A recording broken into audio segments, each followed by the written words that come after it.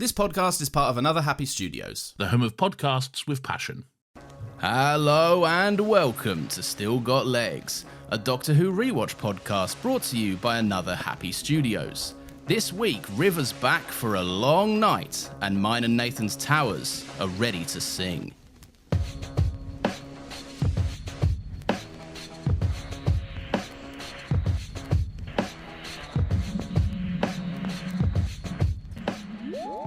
I'm so sorry, everyone. Hello and welcome to Still Got Legs, the only Doctor Who Rewatch podcast in the world. There are absolutely no others that exist because it's Christmas and I deserve a little Christmas present.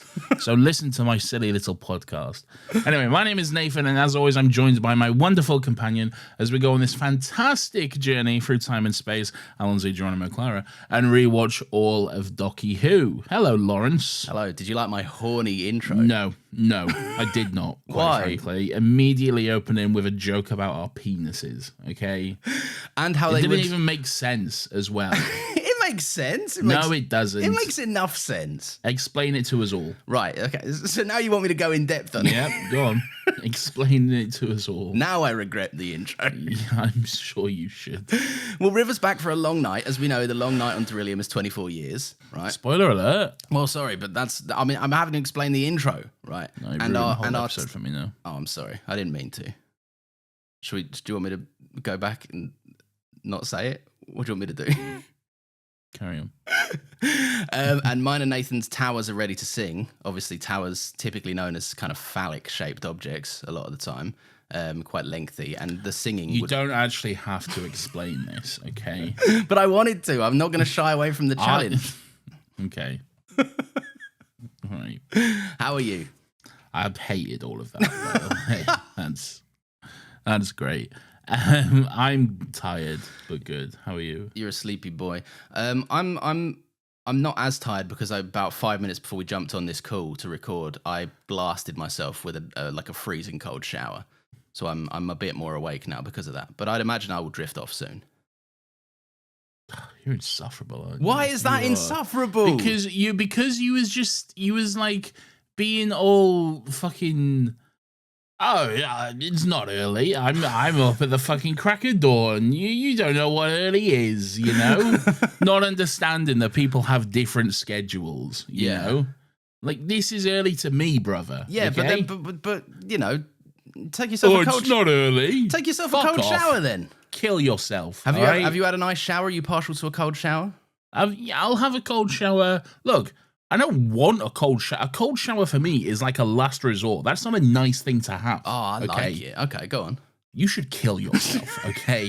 What do you mean you like it? It's nice. It's refreshing. There's a reason people take No, ice it's not. baths. It's horrible. It's a shock to the system. Yeah. You do it because you're too warm and uncomfortable. Yeah. So you have a cold shower to cool yourself down. It's not a nice thing to have. You're not relaxing. You're not like having a relaxing day off and thinking, oh, I'll have a cold shower as a little treat for me. Are you? In your ideal scenario, you're not having a cold shower, are you? Well, it entirely depends on the vibes, because I will have a cold shower not in this weather.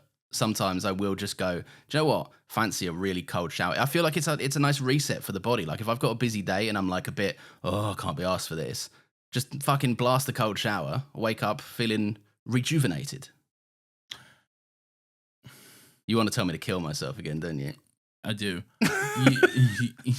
You've really become one of those. I don't know what it is, but you've really become one of those insufferable, like, oh, just live life, guys, pricks. You know, like one of those really like, oh, I'm up at the crack of dawn, and you'll be doing a fucking fun run next. You know, I told you. No, I'll never do a fun run. I'm never resorting to running. Although I am getting a treadmill on Monday. I thought you had a treadmill. No, I've got a walking pad. It's different. Walking pad means I can have a little stroll in the house, but I want to take it to the next level. Maybe I do want to do a fun run. That's not to say I can do a fun run. You see what I mean? I think it's only a matter of time before you sign up for the London Marathon. I'm never doing that. I'm never ever. I don't like running. Running, it would purely like getting a treadmill. Then why are you getting a treadmill? Because I want to live for longer and not die. Because I'm not exercising at all. So you're going to do some running then? I'm going to do running, but I'm not doing it for pleasure. I'm doing it because I don't want to succumb to an early death. Okay. There's a difference. One is an obligation and one is like an enjoyment. And it's not an enjoyment thing because I don't enjoy running at all. I don't know, man. I think is it since you've had the kid that you've just become even more insufferable? I think You say this, brother, because I've been on the phone to you before, and I've been like, oh, "I'm going out for a walk," and you'd be like, "You should die." That's a very normal thing for someone to go and do. Just have a walk. No. It's because I know specifically what you're talking about. Yeah. And what welcome to the Doctor Who podcast, by the way. Yeah, everyone wait a sec. And what happened is you literally just got back from a walk with either the dog or whatever. Yeah. And then you're like, now I'm going out for another walk with either like just by yourself or with your baby or something like that. Like you just got back from a walk and then you were going for another walk. That you understand that's not a normal thing, okay? Yes, but I don't like Back-to-back walks is not a normal scenario. Just have a longer walk, my guy. No, because I wanted to walk the dog, but I also wanted to not have to walk the dog while holding a pram. So I was like, right, I'll walk the dog, then I'll come home and then I'll take the baby out for a little walk. You know what I'm going to tell you to do, don't you? Yeah, I do. Yeah. All right. But I don't want to. That's why I'm getting the treadmill open. I don't want to die. I want to live. You can't walk your dog on a treadmill. No, I wish I could. Imagine how many things I could get done if I could just set Rosie up on the treadmill and off she went. You can't. That's cruel, man. I know that is cruel. She'd have nothing to sniff. No new sniffs. Exactly. She's got to get out, experience doggy social media. Yeah. That's actually a very fun way of putting it. What if she dropped a fat shit on my treadmill as well? Why would she do that? Well, because she does a little poo on a walk, didn't she? Yeah, but is she dropping a fat shit on your carpet? No, but I assume she's house trained. Yeah, she is. But if I'm taking, why would she do a fat shit on your treadmill? Because if I'm replacing her walks, but then she's got. Does she not walk in the house? No, she does. Does she not walk from room to room?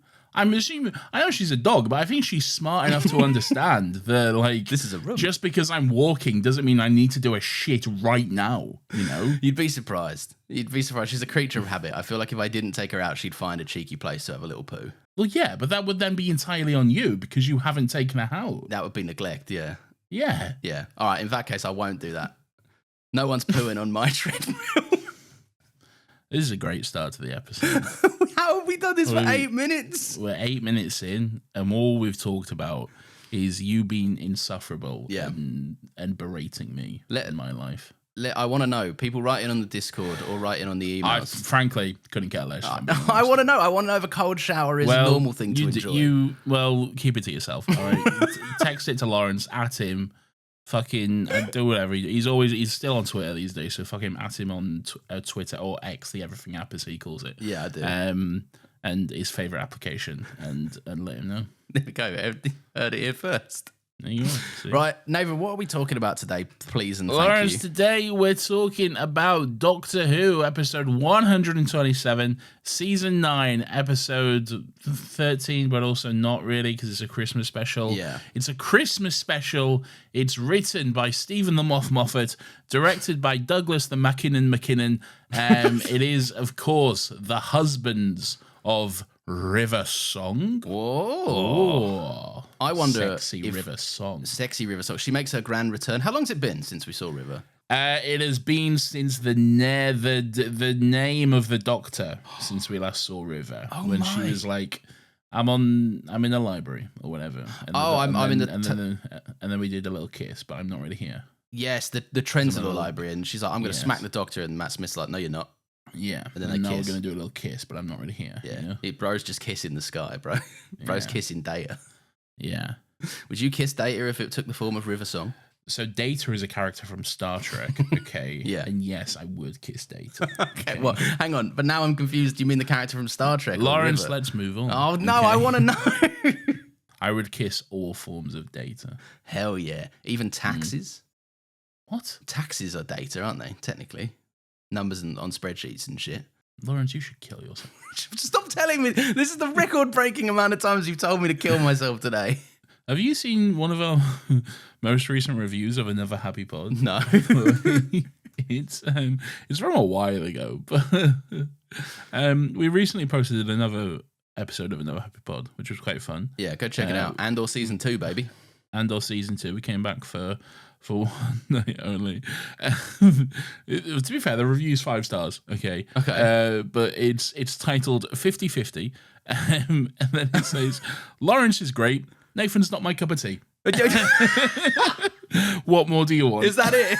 That's it. That's the review. Like, sick. That's great. That's great. Don't see like I fucking hate it when people like I know I'm on the good end of that, right? But I've been on the worst end of some reviews. I don't like it when people are singled out. It makes me feel self-conscious. I feel like you're often on the more favorable end. But I'm a difficult and abrasive person. No, I don't think you're. I just think you. But then the thing is, if you did let me off my slack, right, and didn't call me out on my desire to maybe want to run a marathon one day, then this would not be the show it is. I feel like I have to hold you in line, okay? I have to give you a certain amount of humbling, Yeah, okay. To keep you where you need to be, okay? I feel like if it wasn't for me, you'd be like, I don't know, you'd be in some fucking film club or some shit. Yeah, I'd have gone down to like film Twitter route, wouldn't I? You'd probably be down. First of all, if it wasn't for me, you'd be down the alt-right pipeline. Okay. No, that's not true. You put a face. That is not true. That is not in my heart, and you know it isn't. I feel like I saved your life, and you think, okay. No, you maybe told me that one or two words I didn't realize were slurs, and then I was like, I should correct this a little bit. I think. Maybe. Look, all I'm saying is you owe me your entire life. Okay. That's all I'm saying, and you owe me a delicious Subway. No, but no. we shall not get into that. No, lest our lawyers discuss. Lest lawyers, yes. Nathan, this episode of Doctor Who's an hour. Should we start talking about it today? You know what? I'd love to do nothing more than to talk about this episode of Doctor Who. Lawrence, what are your general thoughts on this episode of Doctor Who? Why did you echo it? That's a little How I Met Your Mother joke. Oh, I see. I wouldn't get it. Whenever they say like general, like something, or like there you go, like, you know, we're having some. It's the general vibes of the night. They always go general vibes, like general vibes. Yeah, like a general, like you're saluting. Oh, like a I see. Okay. Yes, general vibes. General vibes. Oh, like as in like, yes. Oh, here comes general vibes. Yes, exactly. Yes, that's the joke. Well, I liked it. It's good. It's good stuff.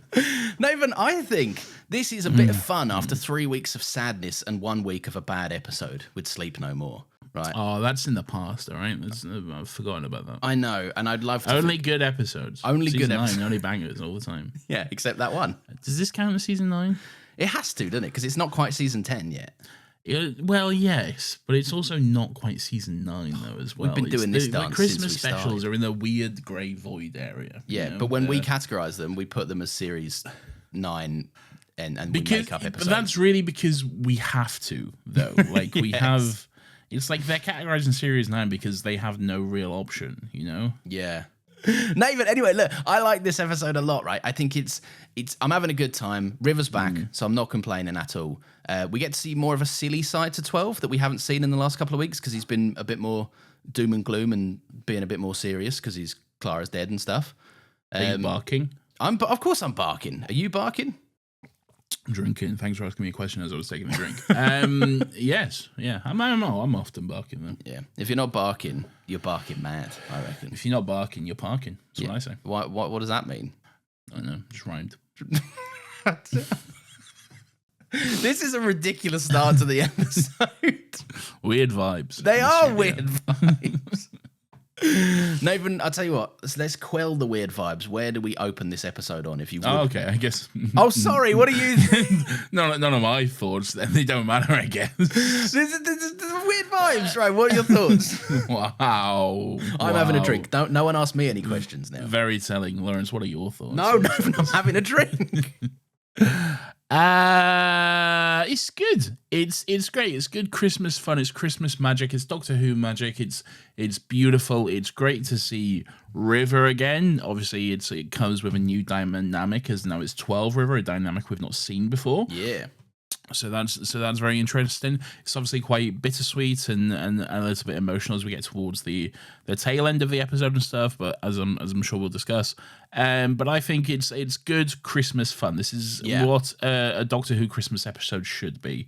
Like, it's good fun, not too serious. Moments of fun and whimsy, moments of magic and emotion and stuff, all around a good time at Christmas. You know, I do. I just while you were saying that, right? Because I'm like, yeah, I totally agree. Right, you should have good vibes at Christmas. The family's around the telly watching this episode of Doctor Who. It should be a bit fun and silly and whatever and all of this, right? I just got flashbacks to the End of Time Part 1. David Tennant on Christmas Day, presumably going, "I'm going to die." Yeah, yeah. I'm maybe starting to see it a bit more than I used to, I think. Only just now? No, the fucking 3-hour breakdown we did of it wasn't enough? No, but like in comparison, like when we start going through more of these, I'm like, maybe one is, yeah. We'll get to that. I've been saying this for years, brother. Yeah, I know you are. I know, right? I've been on the wrong side of history all this time. Always. Nathan, we're opening up, right? Hark the herald angels sing, because the year. Hark now, hear the angels sing.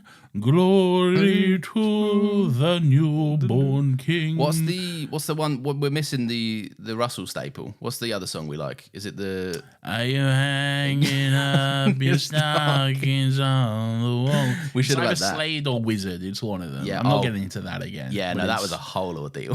It's Slade or it's Wizard. I don't know. You know. The TARDIS has a sign on it saying "Carol singers will be criticised," which made me crack up immediately. Very fun. Yes. It's not like don't do it. It's like I will have notes. You can carol sing, but I will be criticizing you if you choose to do so. I like to think 12 just opens the TARDIS door hastily and is like a bit pitchy. I wasn't a fan of that one. Yeah. Matt Lucas is walking around. Matt Lucas, he's in Doctor Who for a prolonged period of time, I believe. Yeah, so this is Nardole. This is the introduction of Nardole. Yeah. What are your vibes on Nardole? I quite like Nardole. I think he's a fun character. Yeah. Is he like someone that's introduced in a special then kind of is a bit different in the series, or is this like how he is? I mean, he's not a robot in Series 10, I'll give you that. You know? He's not a robot gut or something. He's not mainly a robot for the rest of the fucking season. Yeah. Whatever. But no, it's like I think he was like a character who was just intended to be like a one-off. And then they were like, "Oh, he's a bit of fun. Let's bring him back." Like a Catherine Tate kind of vibes. Yeah, kind of, but that's different. But yeah. I don't know where I stand on Matt Lucas. I never do with those Little Britain guys. Yeah. It's a bit, because there's some unsavory stuff, and I can recognize, some of that unsavory stuff's in the past, but it's very racist. Though. It is, like, yeah. It's very racist. And like, and there's a lot of like blackface in those shows. They perpetuated a lot of like early 2000s hate. Yes. Yes. I don't know. I mean, maybe I also don't know. I don't know the general vibes on Matt Lucas. All I know is I kind of like Nardole. Nardole's a bit of fun. Yeah. So. But you can like a character, even if they're played by... we like Mickey for the most part, but Noel Clarke, bad guy. Yeah. Yeah, that's true. It's tough though, isn't it? There's always hard. a sense of, I don't want to appreciate their work because they're stinky as a person, yeah. Yeah. Yeah. But I don't really know the vibes of Matt Lucas, so I don't know. No, I can't assess. Maybe I'll do some research, and before next week, I will inform you on my official Matt Lucas stance. Well, you do that. You do all your Matt Lucas research, okay? I will. Let me know how that goes. And I'll get it back to you. So, Matt Lucas is out. He's kind of bumbling around. He's looking for a surgeon or something. And basically, he knocks on the door of the TARDIS. And knock, knock. 12 emerges with antlers on his head. Which the TARDIS seems to have put on him as well. I like this. Like he's like, "Am I wearing antlers?" He says to Nardole, and he's like, "Yeah." And then he goes and has a word with the TARDIS. Like, "You're a time machine. I asked you to cheer me up with a hologram or whatever, not fucking antlers." Yeah. Which is weird but sweet as well. Quite fun. I like that the TARDIS is trying to help him out because he's obviously a bit bummed recently. He's been sulking a little bit. He's been having a bad time. He's in his grumpy era. Yeah, I guess he's alone again. It's very similar to 11 and the last Christmas special, or the one before. No, one before. Yeah, because the last one was the alien, and Faye Marsa is there or something. What was that? Was that the last one? Oh no, two before then. Two before. What was the? Last one was Last Christmas. Yeah. Yes. One before was Time of the Doctor, Matt Smith's regeneration. Oh yes. And then the one before that was the Snowman. Yeah, when he was sulking a little bit. You know? When he was sulking. Yeah. He likes going to a snowy little place and having a sulk, doesn't he?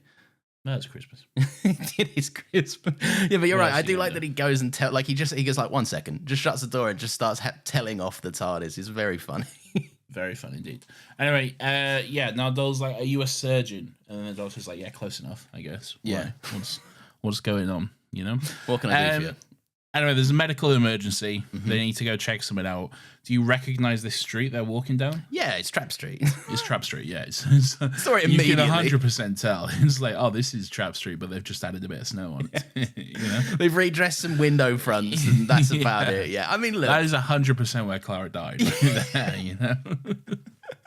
which is crazy considering the last episode of the show is like so heavily about Clara's death and everything. You'd think they'd maybe be like, let's not use this place that is so obviously this location. Nah, a bit of snow. It's fine, you know? Yeah, true. If can't they're tell the reusing the difference. Cardiff Museum as often as they are, they can get away with Trap Street. Yeah, that's been fucking literally every historical building in the UK at one point. Boy, get ready next season. Big starring role. Oh, Anyway, gosh. For fuck's sake. When will we be done with the Cardiff Museum? Soon. Don't worry. Okay. You'll be yearning for it soon enough. Yeah. I'm jonesing for the Cardiff Museum. Yeah. When's it coming back? Where is the Cardiff Museum? You know? So yeah, Matt Lucas leads him down to the flying saucer. And the Flying saucer, that's a bit of fun. It is a bit of fun. Flying saucer spaceship, you know? Classic woo stuff, you know? Woo. Yeah, that's my generic noise for sci-fi, I guess. Woo. But that was a different one, though. That was the same one. No, the first one you went woo, and the second one you went woo. The difference is like minuscule, really. I'm sorry that I didn't make the exact arrangement of notes the exact same, Lawrence. You should have. Jesus Christ, man. You were slightly off pitch in that last one. I think you're fine. I'm like 12. I'm criticizing you. You should kill yourself. Stop it. No, I never will. This hurts. It's like a knife every time, Nathan. Good, it's supposed to be. So what's going on? So the doctor. I like that the doctor's quite intrigued by it. He's like, "Is that new?" He loves this little saucer. He's quite intrigued. I don't think that's the case. I think No? it's more like it's just matter of fact to him, you know? Like, okay, yeah. he hasn't noticed that it's out of the ordinary. They're going to this crashed spaceship, and he's like, where is it? You know? And he's like, oh, the spaceship, that's not supposed to be there. Because it's just so, he's a weird space alien, isn't he? He's like, yeah, it's fucking normal. Oh, that's know? fun. So he's like, yeah, he's used to Yes. seeing bizarro shit. So when he sees it, he's like, whatever. Why wouldn't there be a big crashed flying saucer here? You know? I think that's what it's supposed to be. Okay, I like that. Yeah. That's fun. There's a cloaked figure, Nathan. I don't know if you recognize who this person is immediately. I did. Immediately, yeah, like not even like a second. There's like no mystery to it whatsoever. You know, It's so obviously Alex Kingston in a hood. you telling me I don't. You telling me you don't recognize Alex Kingston's voice just immediately? You know, It is straight away, and her face is only like half covered as well. And I'm like, you Yeah. can tell who that is straight off the bat. Yeah, I good do stuff. like that though. I like. I kind of like that she seems immediately off kilter a little bit. Like this is not the river that we know. Like well, that's the kind of premise of the episode. Really, this is River when the Doctor's not around. Yes. so she thinks. You know, this is you know when the cat's away, those mice gonna play. Okay. This is what's happening when the old ball and chain is out. Yeah, right? River's cutting loose. Okay, she doesn't have the Doctor's rules to hold her back, so she's been a little bit more fun and conniving and stuff. So she's instantly more interested in murder than she typically is. Yeah, which I exactly. think is really cool. she'll get up to some nefarious stuff, my guy. Like she gets about. you Yeah, know? for sure. Good on her. But yeah, so I like this. She's like, look, who's this fucking dork, right? He looks nothing like the pictures. Nardole, who is this cunt? Who have you brought to me, right? This is not the Yes. surgeon I'm after or whatever. And this is when the doctor starts to like clock on to the voice. And he's immediately like, I tell you what, it's nice to see 12 smile. It's been a while since 12 has done a big beam. It is good to see him smile. The Doctor said, "I've had a haircut. This is my best suit." Do you know the significance of this line? Is it something to do with the? Yes, it's in season 4 when River's like, you show up with the haircut and the suit and all of this, and and I'm gonna die. River says to David Tennant, "The last time I saw you you or whatever, you showed up on my doorstep in a new suit. You just had a haircut. And then we went to the Singing Towers of Dorium or whatever. Is it just one of them things that you've just kind of got to get over it with the whole like my you? Because I would say that River's Doctor is 11. Stay tuned. Okay. Oh, I'll stay tuned. Okay. All right. Wait. Got that. As in, wait till the end of this episode when I can talk more freely. I see. Okay. Yes. All right. Well, I look forward back. to. Put a pin in that for a Okay, moment. I will. Put a pin in that. Okay. I will. Pins in. I'll remind you later on. Maybe I won't. I'll try. Legs out. Yeah. Dicks out. Dicks. Towers. Our towers are singing. I don't like it. So yeah, the Doctor immediately is like River, and he grins. Right? River, and he's having a great time. And River says that if people keep using her name, she's going to remove organs in alphabetical order. To which the Doctor responds, "Which alphabet?" Which is really good. Very fun indeed. Yes.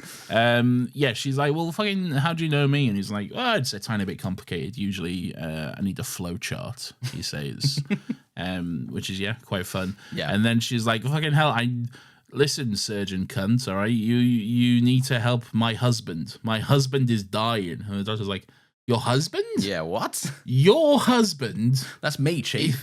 Is dying. And then he says, I think I'm going to need a bigger flowchart. Yeah. He says, as the titles go off. Jaws reference?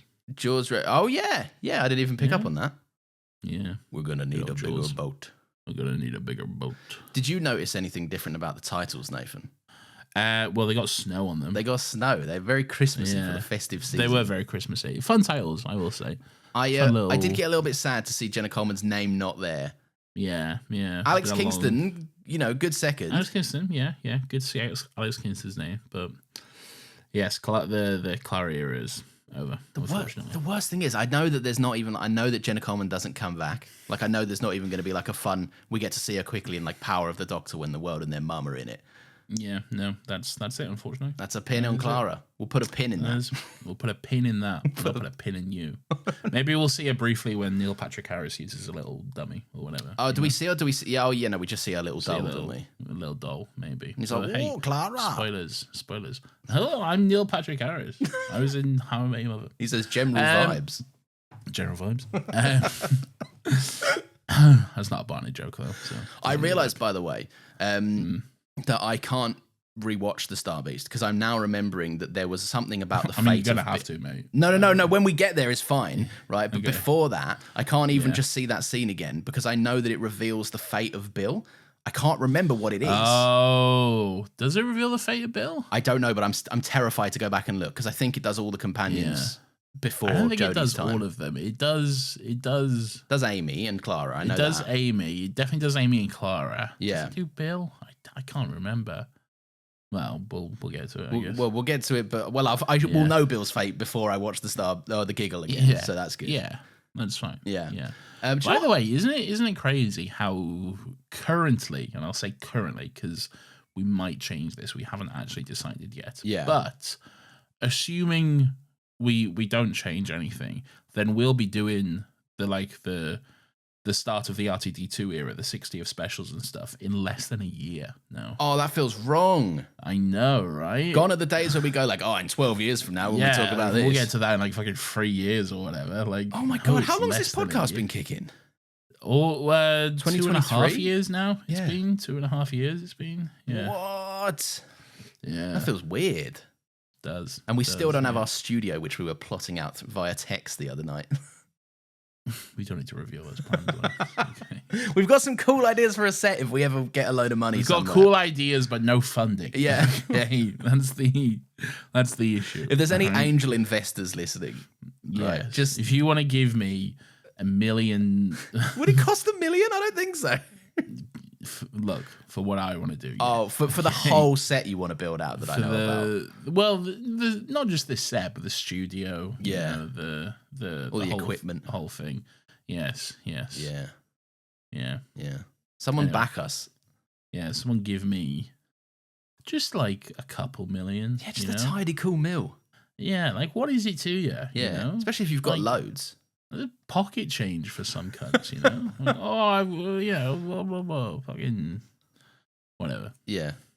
Yeah. A weeping angel investor, we could call them. What does that mean? It's just like an angel investor is like someone that's just like writing blank checks for a bunch of causes all the time. I don't think they're real. Who's doing that? Some people that No want one's tax doing breaks. that. No, there'll be people that will have like that will want to spend it for tax benefits. Their motivations will be selfish, but they will still be giving charities a lot of money, which is cool. Like, you know, like why Tesco do it? They're like, round up. And you're like, no, fuck yourself. Yeah.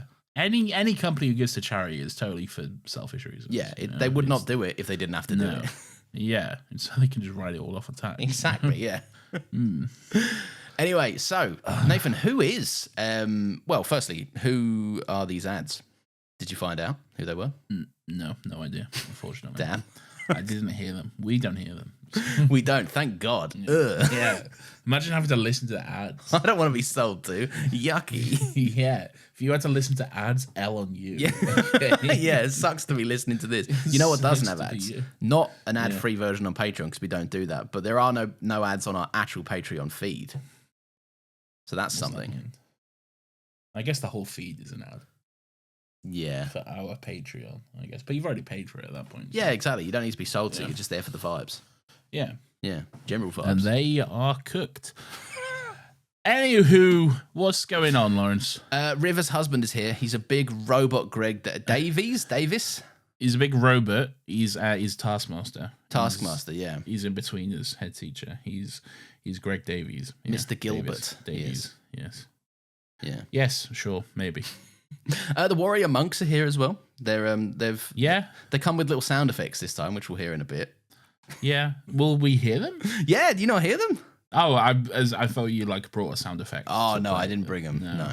Okay. We heard them in the episode. I heard them in the episode, yes. Yeah, yes, and I quite enjoyed them. Okay. I didn't, if I'm being honest, but you know. They're kind of weird and a bit culturally. Yeah. When I hear them, I'm like, I don't know.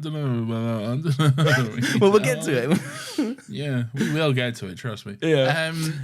So they're being broadcast, right? There's like 4 billion or million. I can't remember what River said. 4 billion, River says, which seems small considering this guy is like king of an entire galaxy, which would suggest multiple planets, you know? Maybe only some of them have got a TV though.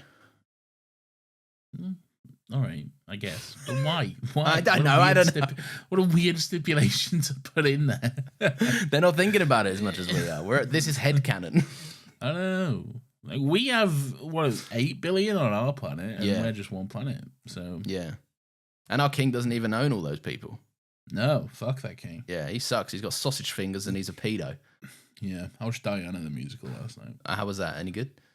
Oh, you seem that was trauma in your eyes. It was a fever dream. It was insane, man. It was one of the most batshit things I've ever seen in my life. What is it like? Describe. It's like someone watched Hamilton, right, and went, I can do that. Oh no! But they very much cannot do that. Okay, is it like rap music? No, thank it's God. not. But every song sounds the same. Okay, there's like no discernible difference between any of the songs. Yeah, everyone is American in it, but like they're obviously playing like British characters and stuff. So yeah, there's a lot of like bloody hell, you sods and all this stuff we don't actually say and stuff. It's tea and scones, all of that bullshit. Typically, yeah. And for like some reason, like Camilla and Charles are like the main protagonists of the show for some reason. They're like the secret heroes of the show. What? In Diana the musical. It's bizarre. It's truly bizarre. Did they do the death? You can't. Yeah, they do. Yeah, but I don't want to say without spoilers. But yeah, it's yes. Is it grossly offensive? No, it's not that. It's just there's choices that are made which are like insane and just baffling. Like there were several points where my jaw was dropped watching it. Like, does it weirdly blame her for dying? No, it's nothing like that. It's just. I can't really get into it, but you know. This sounds bizarre. Watch it. I'm very intrigued. It's on Netflix. Watch it. Well, I don't know if I want to now. You should. It's great. Sounds like an event. Sounds like something I'd put on if I. It's an event. Let me tell you. Yeah. What's going on? So Rivers being very attentive to Greg Davies, right? She seems it's too good to be true, right? She's doing a lot of the doting wife act kind of thing. And Greg Davies is like, oh, my love, who's given me days of wonder or whatever, and nights of passion. Yeah. And the doctor's like, oh, fucking hell, I don't like this. Yeah. There's a fun little runner where like he keeps crossing his arms. Like he's been instructed to like keep his arms down by his side, and he keeps getting angry and just crossing his arms. And then Nardole keeps like patting him down, telling him to stop, which is a good little running gag, I think. It's good. He's like, he goes, they're cross arms or something back to him. Yeah. It's good. It is outrageous though that like obviously the doctor's there and Greg Davies is like, I love having sex with River Song, my wife. Yeah. Like that's criminal behavior. That is crazy. Yeah, the doctor's getting cucked right in front of his eyes. He is. What's going on? Yeah. He keeps getting cucked in this episode by like a few people. What do you mean? Well, because there's another guy that we'll meet as well in a little bit who's also Ramon. Yeah, Ramon. River, you can't keep River down. I know. Right? Yeah, it's true. No one man can tame River. I had to be fair, I did have to acknowledge some monogamous bias that I do have. Yeah. Look at you, you're monogamous judgmental. I know. I was like, I looked at some of my notes and I went, I don't know if that's allowed to say. I'm going to get rid of that from my notes. Oh, what did you say? No, it was just like, let's get Lawrence cancelled. Well, no, I'll tell you when we get there, I'll tell you, because it was a thought that I think makes sense, but only if you think about it from a monogamous point of view, which is probably not how River is written at all. Interesting. Because they even have that little bit later on where they're just listing all the other people that they have sex with. Monogamy. To be fair, I mean, like, we just watched the whole season of The Doctor and Clara falling in love. That's what I'm thinking. Like, yeah, and it's very bad of me to be like River when I wouldn't. It would be very weird if we're like tisk River. Okay, I don't know about this. Wow, River not remaining pure for the Doctor. Wow, very telling. That's women for you, Nathan. That's crazy. And as we know, women be shopping. Women be shopping. Women do be sure. So yeah, River's like, all of these people are watching, and I've disobeyed your orders, my love. I've sent for the finest surgeon in the galaxy. He's gonna fix you up, and I do like that. This moment is so funny because Matt Lucas starts giving the Doctor kind of shifty eyes, and the Doctor's like, I hope she's not fucking talking about me. I love the moment where the Doctor goes, I recognize this might be a bit of like an odd question in the circumstance or something, but you actually think I'm a surgeon. I'll give him this, right? Matt Lucas's face, right? Just the way he spins on the spot and go, huh? Matt Lucas, yeah, give him this. Matt Lucas is good at like the reactions and stuff. Yes. The little buffoon and stuff. He's quite good at playing that up. Yeah. I also realised that these two are in Paddington together as well. Matt Lucas and Peter Capaldi. Oh yes. Yeah, because he's like, I'm a taxi driver or whatever. Oh yeah, Matt Lucas is the taxi driver and Peter Capaldi's the neighbour. Yeah, the nosy neighbour. And then he's the nosy neighbour who's then in love with the villain, Nicole Kidman. Isn't he? Yes, he's in love with Nicole Kidman. AMC's movie zone. Yeah, I don't know. You've seen that ad. To be honest, I haven't, Lawrence, because I haven't been to an AMC cinema. You don't know the meme? You know this, but they're exclusively in America. Yeah, but I've seen the meme. You've seen the meme. I've seen the one image of Nicole Kidman presumably watching a movie in the theater. Okay, we go to these places to dream, Nathan. I haven't seen the actual ads. No, I can't. It's really awkward. It's really weird. Great.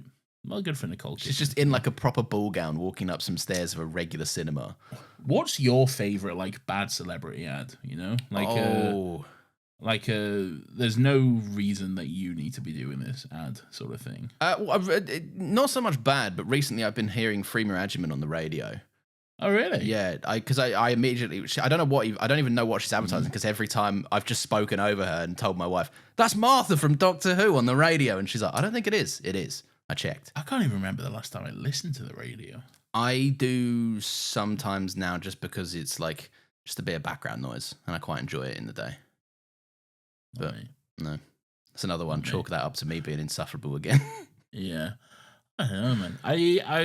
I'll say this, like, one thing I have noticed is that Sydney Sweeney, okay, no disrespect to her, but that girl will sell fucking anything. Oh my God, she will, yeah. That girl is like, you go on her Instagram and it's just, her Instagram is just a page of fucking ads, mate. It's serious. I'm so happy to be partnering with Samsung and this fucking ice cream or whatever. Go get your ice creams, and it's just a fucking page of ads. Now, mate. also, right, maybe this will get cut, who knows, right?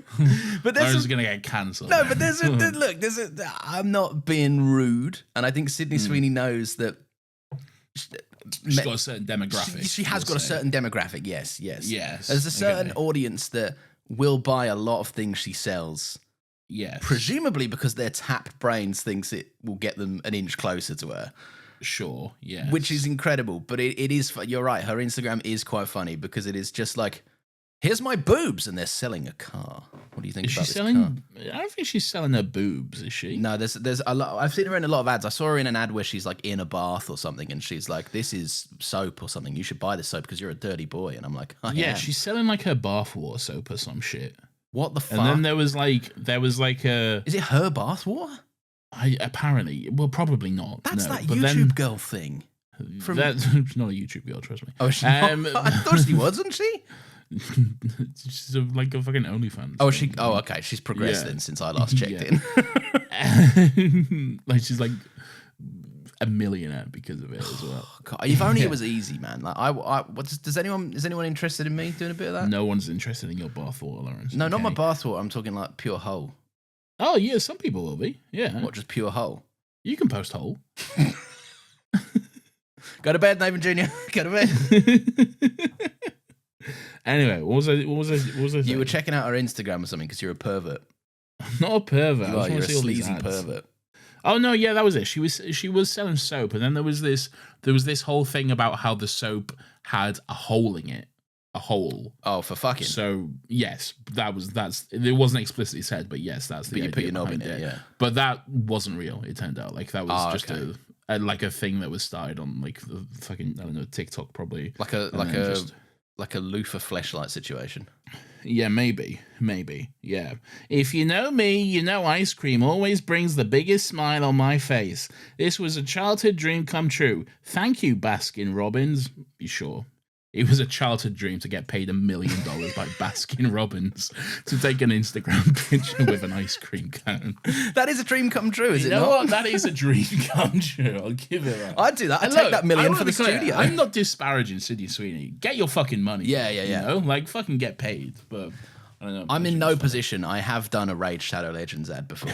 Yeah. And I'd do it again. Yeah. And we have a website, okay? Yeah. And we've been, like, very vocal, like, hire Pierce to do a website because he's great. Don't do Squarespace. It's a load of shit. But look, if you hear a sponsored Squarespace ad from us, right? Yeah. Just shut up. All right? Yeah, shut the fuck up. We're getting the bread. Don't worry about it. Okay. Did you know that they also help out with SEO tools, Nathan, to get your web seen? to get your 10% discount. Go to still got. What would our code be? Do you reckon we could like? Still got Squarespace or some shit. But it'd be like still got space, still got square. I'd want to customize it. Just squarespace.com/still got legs or some shit. Yeah, it'd probably be that, wouldn't it? That makes the most sense. We'd get the most amount of money from that, wouldn't we? Yeah. Boring, man. Every time I see these fucking ads, I edit a lot of YouTubers' ads, right? Yeah. And they're like, so many times they're like, you want to get organic dog food? Buy some fucking dog food from this place. Here's my link. And I'm like, I don't even want to know how much you got paid just to say those couple of words. Yeah. That makes my heart hurt a little bit. Yeah. Did you hear there was an episode on Big Sandwich. There was an episode on Big Sandwich. We got covered or whatever the fuck it is, where James talked about like a proposal he got through for an ad thing, but it was like he was never going to do it because it was multiple things like Instagrams, TikToks, podcast things, like multiple things he would have to do. But the payout for it was $40,000. Fucking hell, $40,000. I can't remember what the fucking company was. He said it in the thing, but I can't remember. If they happen to be listening, I know James. I'll do it. I don't think they care. I'll reverse engineer it into James's stuff. I've got his YouTube password. I'll put it there. I'll tell you what. I'll do it for 10,000. Oh, mate. To be fair, I was discussing with my wife the other day, and I'm not going to reveal the number that she gave me because that's her business. But how much would it take you for you to drink an entire cup of piss? Whose piss? Actually, yeah, let's just say your own, so it's not weird and seedy. Oh, my piss? Okay. Yeah. Like, what's your number for an entire cup of piss? I'm talking regular standard cup. A cup as in like a mug? Yeah, let's say a mug. That's a universal size, and you got to finish it. Oh, gotta finish it. Nice mug. Warm or cold, your choice. Dealers. I don't want it warm. No, the warm's infinitely worse, isn't it? Yeah, a cup of warm piss. I might put some ice in it. You can put ice in it. Look, there's no number that's good, but there is a number that's true, and I've got mine. I feel like this is going to be too low. Okay. But like... What if it's fucking higher than mine? But like... Come on, let's hear it. I would say it have to be at least $2,000, I'd say. It's way lower than mine. But it's like, it's a quick thing to drink a cup of piss. Yeah. Like, I don't think it'd be as bad as you'd think. No, and it wouldn't. I can tell you from experience it's not. For free? Look, I think it's... That was a joke, by the way. What is this podcast? I think, look, it's $2,000. Yeah, That's like, yeah, $2,000, isn't it? Yeah. $2,000's a decent amount of money for me. Okay? Yeah. I'm not going to turn my nose up at $2,000, you know? No, this is the thing. This is the thing, right? I feel like this number, the number in my head was 10, right? I was thinking 10, but then I'm like, would like I say no if they said then 8,000? Yeah, know? exactly. Like, yeah, where's you got to be haggled down, and also picture it like this, right? There's an empty room. There's $5,000 on the table. There's a piss jar there, and all you got to do is drink it, and then a box opens up, and the $5,000 is yours. I'd do it if I could see that money. I'm doing it. Yeah, I'd do that. Like $5,000, man. That's what's the lowest you'd do it for? Money on the table. It's right there. Like, what would you be like? You've got to put more money on that table for me to drink that piss. I think it's $2,000. I think I your can't cut-off, see yeah. myself going lower than $2,000. Like, yeah, and it's my own piss as well. Like, I'm just gonna piss it out. Double piss. It's just a cycle, you know. It's I've already drank it technically. The closed loop system that Tom speaks about in Succession, yeah, which is more about cum. I'll piss it back out soon enough. So yeah, exactly. It's my piss, man. What am I worried about? Yeah. Also, I'll make sure it's nice. Yeah, because I'll know if I know the piss challenge is coming up, I'll drink like nothing but water. Like it's not piss, but I have drank some horrible drinks, like downing horrible pints, like dirty pints at uni. Yeah, I've seen you drink all manner of fucked shit at uni. Yeah, you have. Yeah, like, and it's not pleasant. And I did that for no reward. You did that for the reward of the game. Yeah, just for the love of the fucking game. For the lad points. No. Everyone's going, Nathan, no. Lads. Anyway, let's move on from the piss conversation, I reckon. Yeah, I reckon we should. But that was a fun little segue. Let me know if you want it cut. Sure. So yeah, they so fucking yeah, there's all this Rivers like the Doctor has to bow. He's in the presence of King Hydroflax. Right, yes. And the Doctor's like, "No, I've got bad back. I'm not doing that. I've got bad back. Also, capitalism makes me sick. Also, this guy's a brain dead shit fuck." Like, he says his back's playing up because it refuses to carry the weight of an entirely pointless stratum of society who contributes nothing of worth to the world and crush the hopes and dreams of the working people. Tell us how you feel, Steve. See, this is 12, my king, you know, my anti-monarchy. Yeah. Well, ironically enough, you know, my anti-monarchist king. Oh yeah, that is ironic. I like this about Moffat. Much later on down the line, we'll talk about how he takes jabs at religion, he takes jabs at the capitalist swines, he takes swipes at the monarchy. I like Stephen Moffat, man. It's better than a lot of RTD grandstanding, I think. RTD does a lot of like, aren't incels bad? And I'm like, we all know that. Make a point. Yeah. Like, do you know what I mean? Yeah. There's a lot. We'll get to it. We'll get to it.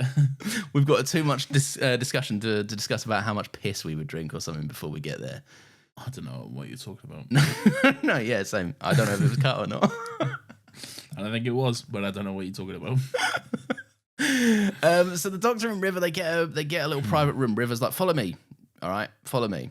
Okay. Yes. And the Doctor has this. He has the great like, I'm the Doctor moment, because he thinks as soon as they're in private, he's like, all right, drop the act.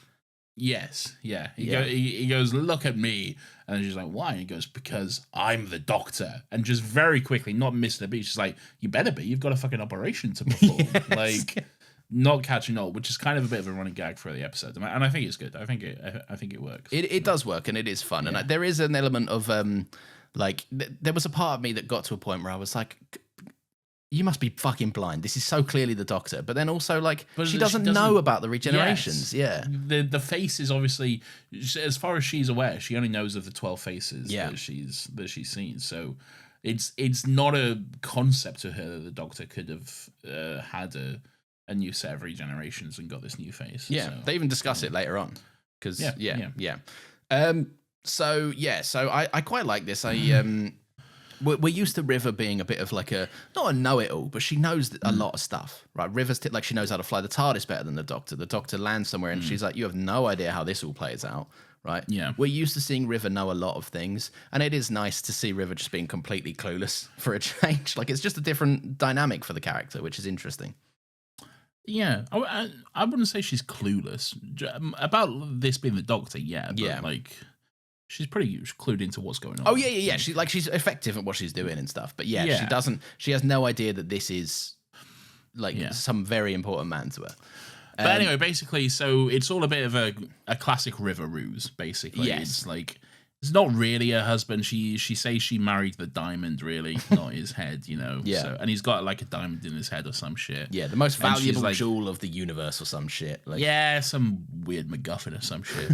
And then she's apparently she's concocted a plan with this surgeon there's just a surgeon wandering around Trap Speed like, do you need a surgeon? Or whatever. It's funny. Yeah. But anyway, she's concocted a plan with this guy to basically kill Hydroflax, and then they can sell off the diamond or whatever to some buyer. So that's kind of what's happening. Which makes it funny that she keeps telling the Doctor, like, you've got an operation. I don't think you need a degree to decapitate someone. It seems fairly clean cut, if you pardon the pun. Yeah, it does. I think we've come back to this a few times. I feel like, shouldn't the Doctor, like, just know... Shouldn't he just be a Doctor? Like, does it... I think the more the show goes on, I think it doesn't make sense that the Doctor doesn't know how to be like a doctor, you know? Like, it doesn't... Surely he has, like, enough medical knowledge to... I think he does, but in the show's language, right? Because he's never, like... He's never in a position where he's got to like save a life using like actual like human medical practice that we know. But he does question like, do you know what kind of like species they are? Do you know what their anatomy is? He's often a doctor that uses like science as his medicine. Like he can like adjust someone's genetics or something to let them live longer or whatever. Like he uses his understanding of medicine, if that makes sense. But I know, I know what you're saying, and it does feel a bit. It can feel a bit strange at points, but yeah, I guess, The River takes the fez out of the bag very quickly, which is a great little moment. Yeah. Bit of fun. That's how to do Easter eggs right. They don't even draw attention to it. 12 isn't even what is that? It's just the fez is just out the bag quickly. Very interesting. This was December 2015, Christmas 2015. Do you know what else happened in December 2015? Star Wars. You're right, The Force Awakens. Yes. Fun little scene of Finn pulling the droid thing out of a bag. He pulls, in the Millennium Falcon, he pulls out the training ball that that Luke uses on the Falcon out of the bag. Yeah, the thing that goes like... Yeah, pretty much exactly the same thing, basically. Pretty much the exact same Easter egg, you know? Obviously done very independently because they came out within days of each other. The Force Awakens is so goated, man. What a good movie. Yeah. You see all this shit about Mark Hamill had some fucked head cannon filming The Last Jedi? You see about it? Mark Hamill's got fucking weird like he's like, and then Luke should be like 6 feet tall and then come down and save everyone and everything like this. He's got some fucking weird and people are like, how dare Ryan Johnson not listen to Luke? I'm like, no, he was 100%. Ryan Johnson was 100% better. What he gave us was a lot better. I saw a tweet that said something to the effect of like, it's a miracle that Mark Hamill gave us such a good performance in The Last Jedi, considering his head was filled with nothing but nonsense. Because did you see what he said? Like he said so much weird shit. Like, but he had like he said like his headcanon was that he had a wife and they had a child, and the child played with the lightsaber, and the lightsaber ignited through their head, and he lost the baby, and his wife in her anguish killed herself, and that was what made him like a recluse, and that's why he didn't want to like. That was what he was thinking when he was filming The Last Jedi. Oh my god, like it's nonsense. Mark, my guy, you're not a writer. Okay, it's so bad. That is fan fiction nonsense, isn't it? It is. This is like so many people think they can write. Yeah. So many people think writing is easy and that they can do it so much better than industry professionals who have built their whole career on doing it. Yeah. And it really ticks me off when people like just flat out, even people I don't necessarily like and agree with. I get ticked off when people call Russell T Davies a bad writer. Yeah. Okay. He's not. Because like he's like, look. Okay, but he's had some low points. Like, he's worked in TV for 40 fucking years. Yeah. Okay. Like he has wrote some like exceptional episodes of Doctor Who. To say like he doesn't have a clue what he's doing, he doesn't know how TV works, is just flat out wrong. Yeah. Okay. I would argue that Russell's experience is his greatest enemy because it's gone to his head. Yes, yes. And he now thinks every idea that crosses his mind is fucking a gold mine. And I'm like, no, brother. I think there's elements of him losing his way and stuff, but I don't know. I don't like people saying this person is a bad writer or this is bad writing because what the fuck can you do? You know? What can you write realistically? Yeah. And then the greatest end result of like these kind of things is ego projects, much like Spider-Man Lotus. Oh god, they're so. I love to see these things come out, crash and burn, like that fucking moron. I don't even want to grace his name. I've just remembered it, but the Andor Screws cunt on YouTube. Oh yes. Yeah, and he's like, I've been working long and hard. Here's my AI sloppy shit show. Awful. There is a fucking hilarious video of him reacting to an episode of Ahsoka. And it was just like, there's like something happens in Ahsoka, and like let me tell you, it's like a very generic thing. Like anyone could have predicted this plot point or whatever. I can't remember what it is, but it's like a very generic thing. And he's like, dude, that's from my script. Oh, like, fuck off. It's the most basic thing there ever is. Someone pulls a lightsaber out, they stole that from me. Yeah. Get fucked, dude. Jesus Christ. Man. What a loser. Yeah. Fucking I love it when it's when these people that build their entire fucking identity around just dismissing other people's work, they come out with something of their own and it just sucks shit immediately. 100%. Yeah. It's great. Anyway, I am a writer and I do have great experience writing. You actually have written stuff in the past. I can write anything better than anyone. So, and if you're listening to this podcast thinking like these guys have done 10 minutes on piss, I could do better than that. No, you can't. Exactly. That's the gold, baby. Where's your piss podcast? Yeah, exactly. Right? The piss cast. Exactly. Isn't that a thing we've done before? That sounds familiar. That does, yeah. I'm almost certain we're now just churning the bottom of the barrel. We're going back through old riffs now, I guess. Fucking hell. Time comes for us all. We should have a pop culture pod. I know we did. Right? Lawrence, we had one. Right? Let me tell you, okay? No, but we fucking had one, my guy. No, but I don't mean one that's like locked into discussing a topic. I mean one that's just like we both come with some pop culture news of that week and we just discuss it for half an hour or something. That'd be a great laugh. I'd love to do that. Should we do that? No, I've got baby. I can't keep doing stuff. Stop giving me these fucking ideas then. Right? You yearn to do another podcast. You are. Look, let me tell you, since we stopped another Happy Pod, I think there's been 3 separate occasions where Lawrence has had an idea for a podcast, and he's like, "We should do this." Because I love to express. I get like it's the ADHD stuff, right? Like I can't sit on my thoughts for things. Yeah. Right. And I can't like. I know. And what I do notice as well is you keep unlisting and then relisting your old YouTube videos as well. I do that. Yeah. I go to this Stop constant. doing that. That's annoying. I know. Sorry. But I go to this leave 'em constant up. phase of like, shall I just like take it seriously and do something? And then I'm like, oh, but I'm busy and I can't be asked. I don't care. And Still Got Legs is our baby, and I want to put all my effort into that. But then I'm like, but I like talking about stuff that isn't Doctor Who as well. It's a tough line to walk, Nathan. Yeah. Funny there was a podcast week. Well, there was, but then we, I said we had a baby. I had a baby. You had I was very much not involved in that decision process. God, I hope not. Well, maybe. Oh God. Anyway, so yeah, basically, Mate, we're an hour into this. I know. We're like nowhere fucking. we need to get through some of this. Right. Anyway, so The Doctor's whatever, like, they stop need to trying to get a kill diamond- people or something. yeah, so they need to get a diamond out of his head. The ninjas are slightly racist or whatever, Yeah. and they go crazy and start attacking people. Blah blah blah. Oh my God, you're waiting. Look, we're just getting through it, you know. It Did is you what like it the is. way that Greg goes, false wife? It Yes. really cracked me up. Yeah, Greg Davis is fun. He's just a big, loud presence in this, Yeah. really, which is all you need him to do. Have you seen any of his stand-up? I've seen one of his stand-up, which might be the only stand-up he's done. Like the Magnificent Sexy Beast or something it's called. Maybe, I don't know. It was just very hard to watch this episode having recently seen that stand-up because he talks at length about how his mum made him a teddy because they didn't have a lot of money growing up, and he ripped a hole in it and fucked his teddy. That's pretty grim. And I was just watching it being like, that man fucked a teddy. That's so entire grim. time. That's so grim. Isn't it? My God. Yeah.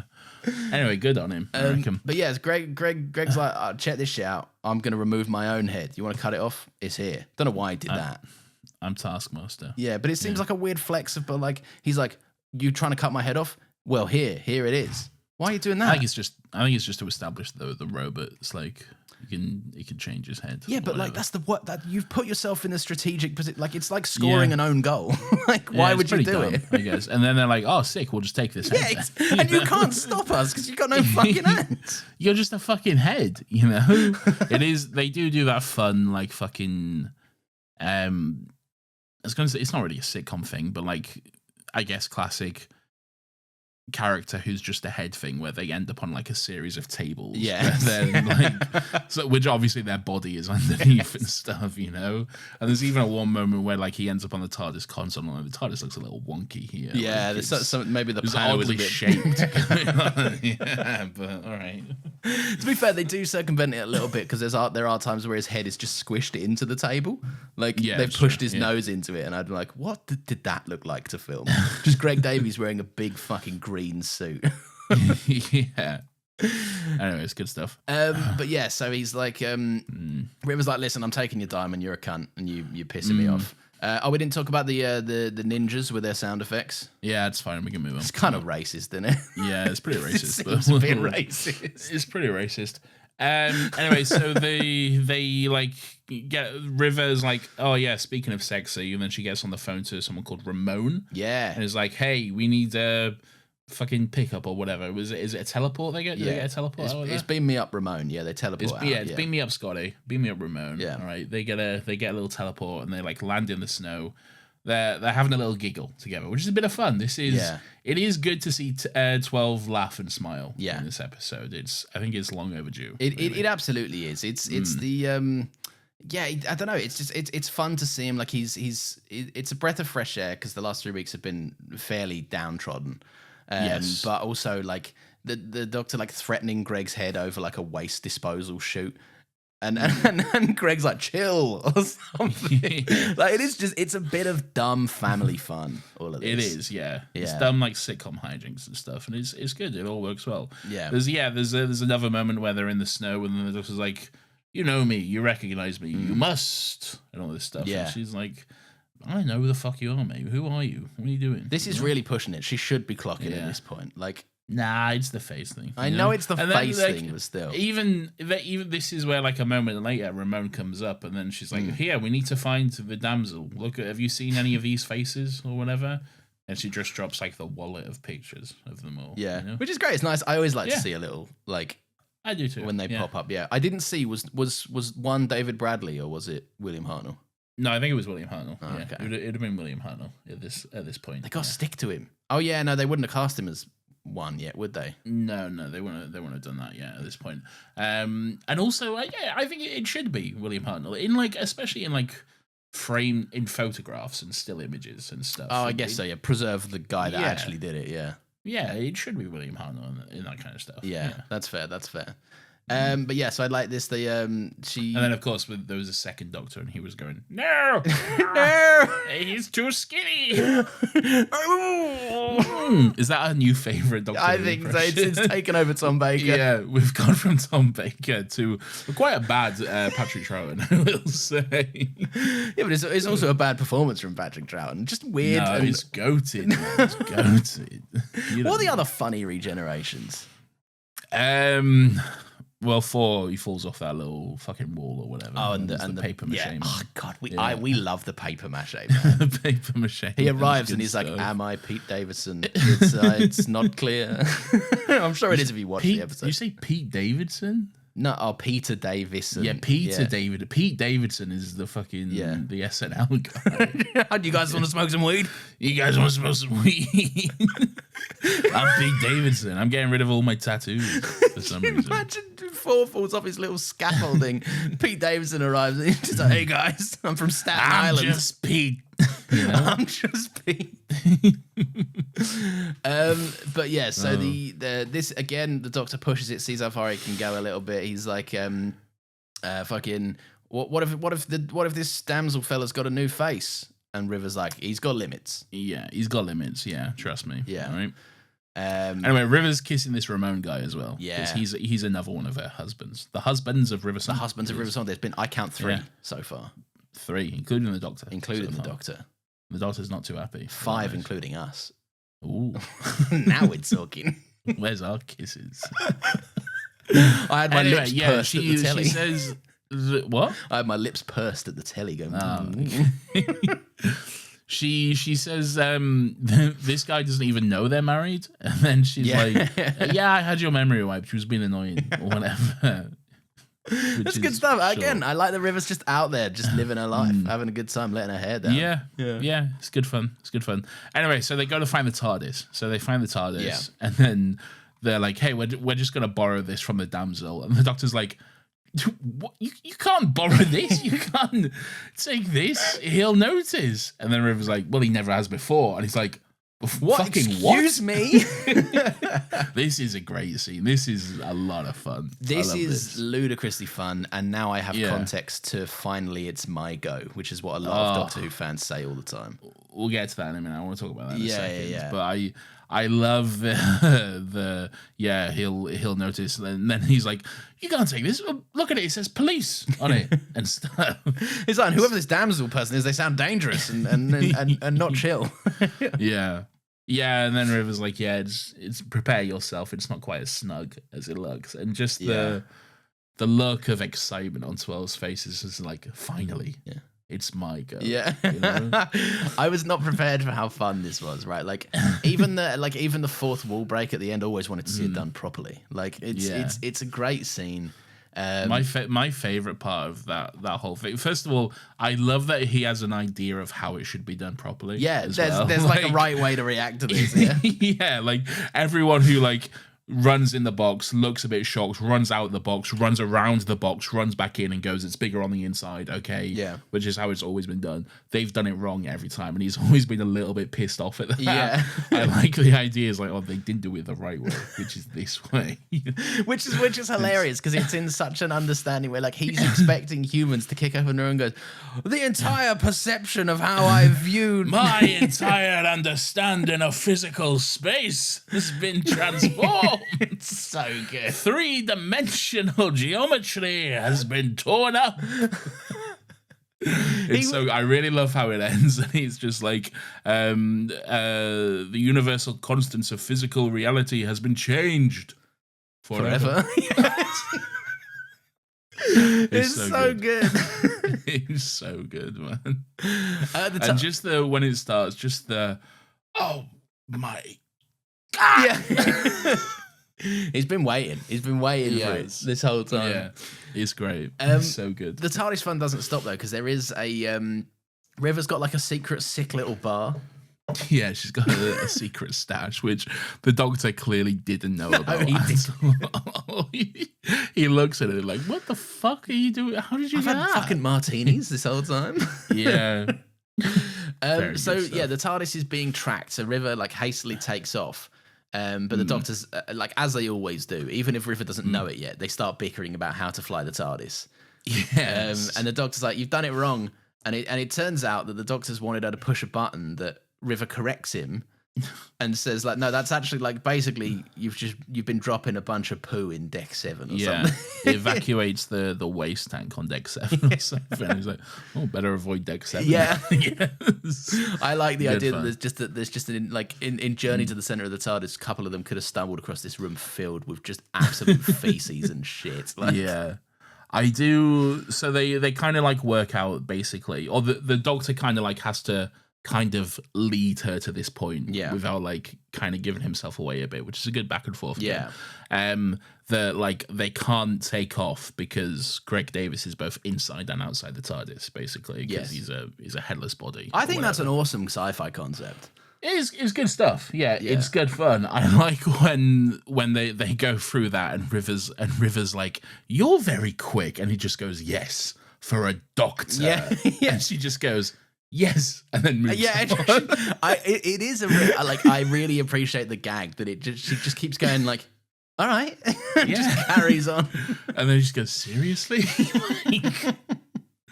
Oh, by the way, last week we were like, "Did Clara take the sonic sunglasses?" Confirmed. He still has the sonic sunglasses. He does. So, Yes. Yeah. He's got both. He's rocking both. He is rocking both. I quite like that. It depends on what kind of scenario you're in, whether you What need vibe to... he's going for. Yeah, you know? exactly. Yeah, if you're doing the chill rock star vibe. He was out on Glastonbury this week. You seeing him? He has, yeah. I've seen him. He was out with who is it? Fucking The people that go. Franz Ferdinand? I don't know. Franz Ferdinand? It's someone. Yeah. Franz Ferdinand. Do you mean the guy that was shot, Nathan, that started World War One? World War One. Yeah. I do. No, the Archduke Franz Ferdinand. Yeah, I do. That's why. Which war was he? It was World War One. Yeah, he kicked off World War One. Yeah. That was the King's Man, maybe. Yeah. Was that the plot of the King's Man? Yeah, and Hitler was the underling and then, at the end. Yeah, Hitler was Thanos at the end. He said, "Fine, I'll do it my way," or something. Or, It's fine. I'll do it I'll do it myself. Yeah, what a fucked movie. He puts on like he dips his hand in. Oh no, it's too far. We're talking about Nazis now. Yeah, no, don't be doing. Let's that, move man. on. Yeah, let's move on indeed. But yeah, no, 12 on stage at Glastonbury. That's pretty sick. It is pretty sick. I watched that video of who's the other Capaldi fella? Lewis Capaldi. Lewis Capaldi. Yeah. Is it Lewis Capaldi? Yeah, the one that's like, "Oh, I'm getting so all you loved," or whatever it says. Yeah. I watched his Glastonbury like set or whatever, and they got very emotional watching. Oh, because he didn't. Yeah, he's back from his mental health break or something. Yeah, because like 2 years ago at Glastonbury he couldn't perform because like he was on stage at Glastonbury singing that like "When the day bleeds into night" or whatever, but he couldn't do it because he has Tourette's and his tics were like quite bad. They were like really affecting him, and he just he couldn't perform. So like there's just like a really emotional moment where the crowd were singing for him, and it was just like really sweet. Oh, I think I remember that. Yeah. And then like he got to come back and like finish the song and perform it properly and stuff, and it was great. It was a really sweet moment. That's awesome. Yeah, is he back now doing music? Did he say? Yeah, seems to be. Yeah, he seems to be. Yeah, that's cool. Good. I will say, as much as all of that is sweet, I think his music's fucking boring. Oh, really? I like his music. I like it, but it's supermarket. Yeah, you like music. Billie Eilish though. What do you know? What do you know, brother? Nah, you like fucking Billie Lewis Eilish, Capaldi, man. right? His music is it's fallen into the vein of Ed Sheeran these days, where it's just like, yeah, you'd hear that in the background of a supermarket, and that's about that. That's all I need from that. You hear anything in the background of a supermarket? No, but there are some that you like. You hear Billie Eilish in the background of a supermarket. No, I don't think you would, because she's talking about like lesbians and stuff. Doing a bit of naughtiness. They'll just bleep it out. Swearing and stuff. Yeah, they could just bleep it out. Yeah. Yeah. I don't know. I just find I'm and also, sick of she's that. not singing anything. She's mumbling. Right? No, she's singing, right? You know she's a good singer. Don't be like doing this ridiculousness, right? The lacy black pair with the all right. It's a bad verse in another bad song. That I got from you and Doki. Well, you clearly know it. You're a fan. You've been listening. Clearly, you know the words. I've been on TikTok. What did you? What was I going to ask you? I was going to ask you something, Nathan. Wait a second. I'm the bad type, make emotions. Oh, Nathan, it's gone from my head. Oh no! I hate it when that happens. No.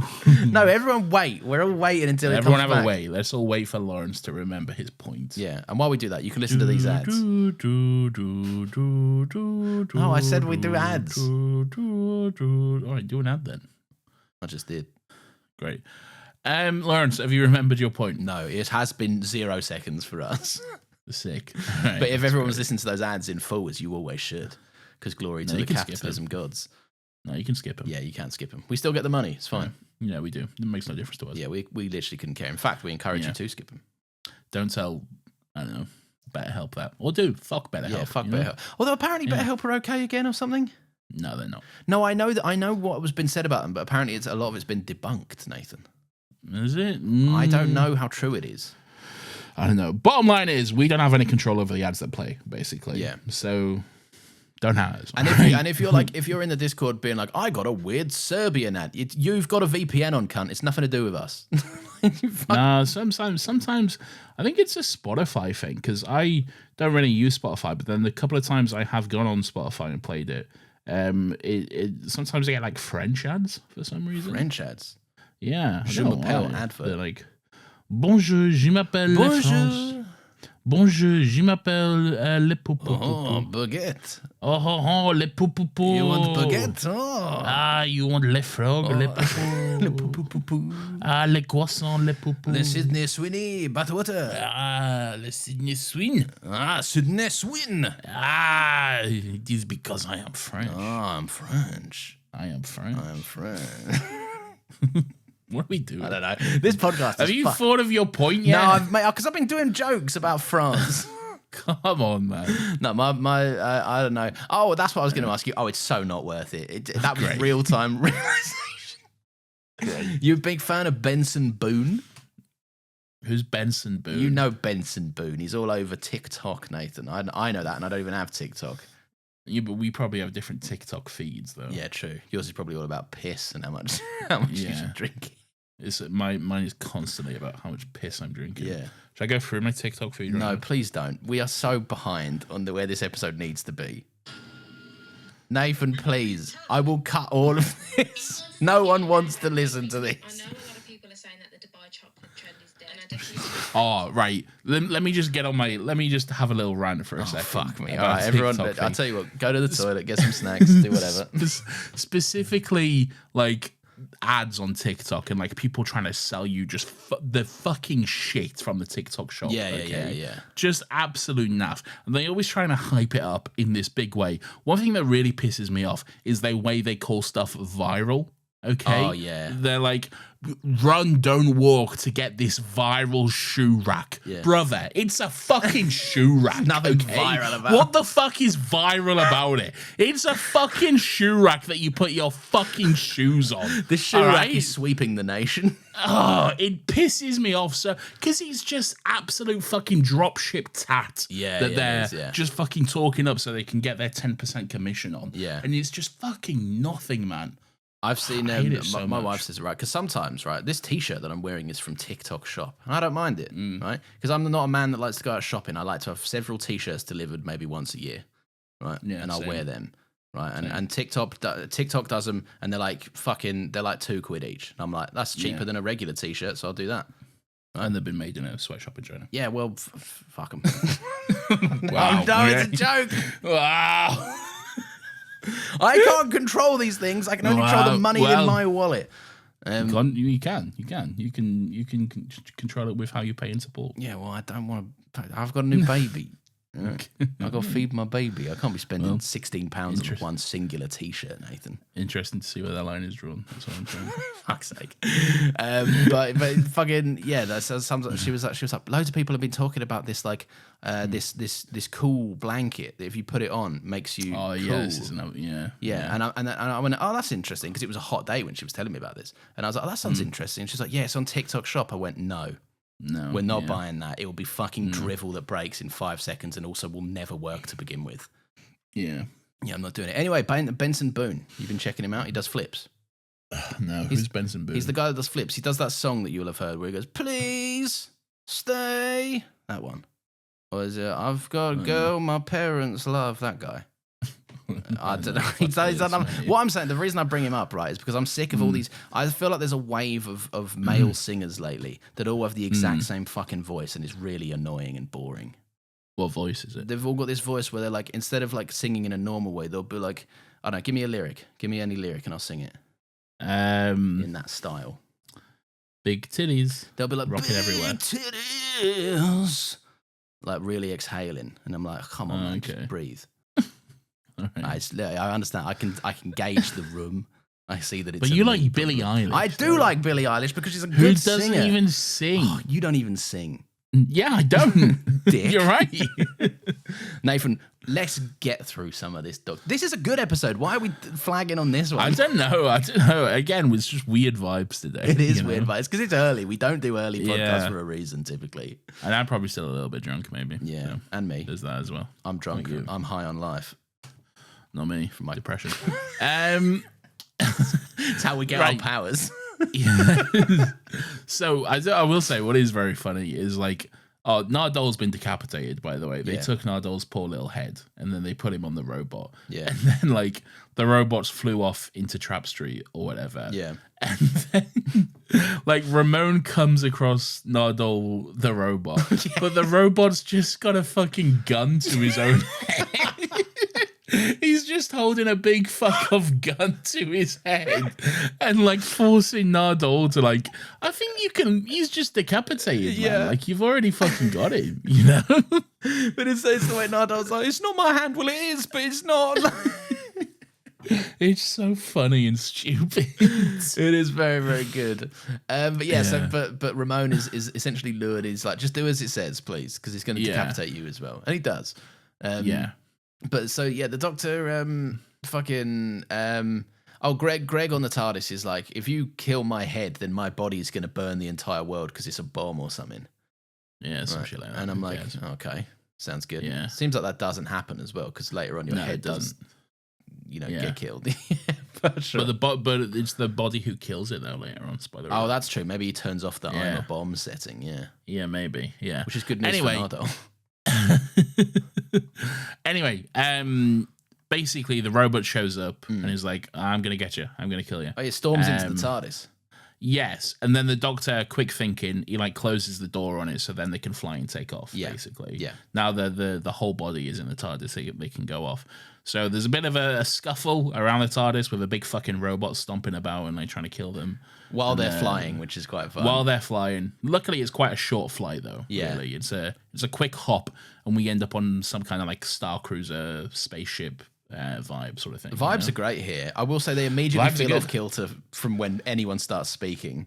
Yes, so it's kind of it's like a ship or a Star Cruiser, a cruise line in space for like genocidal maniacs, basically. Yeah. Like, even to be on the staff, you need to have like a fucking kill count, basically. Can you imagine being like a professional killer or a hitman or something, and then just getting a job as a waiter in like that's the thing, because a little restaurant? Well, typically there's a lot of kind of like service jobs and a lot of retail jobs do have like open positions for like, you know, the company. Again, it's not rehabilitation at all because the company are like, we look good if we hire like ex-cons and stuff. Right. Yes. But like typically you do that to like start anew and to like start fresh and to build up. No, but this is very much like keep doing crime. We love it. Yeah. You need to be fucked to work here. And fuck they are as well, because we meet well, hang on, before we meet Fleming, right? The Fleming. 12 says that he doesn't want his hand held. He doesn't hold hands. And I'm like, oh my God, he's forgotten all of his little growth with Clara. But he would only hold Clara's hand. I know, but I'm like, you did hold hands just with someone. Like when that infamous line of like, I won't hold hand, I'll hold Clara's hand. Yeah. And that's it. Very sweet. But yeah, so Fleming, right? He comes up and he's like, oh, my kids are just having a good time eating my wife. I'm tapped in the head. I'm fucked. I'm a weird weasel cunt. I think that's more like a weird species thing, because he's like weird like little bug thing or whatever, isn't he? Yeah. Like, and like maybe bugs eat their mums or whatever. I don't know. I will say, if you don't like this species, I think in this instance racism is okay.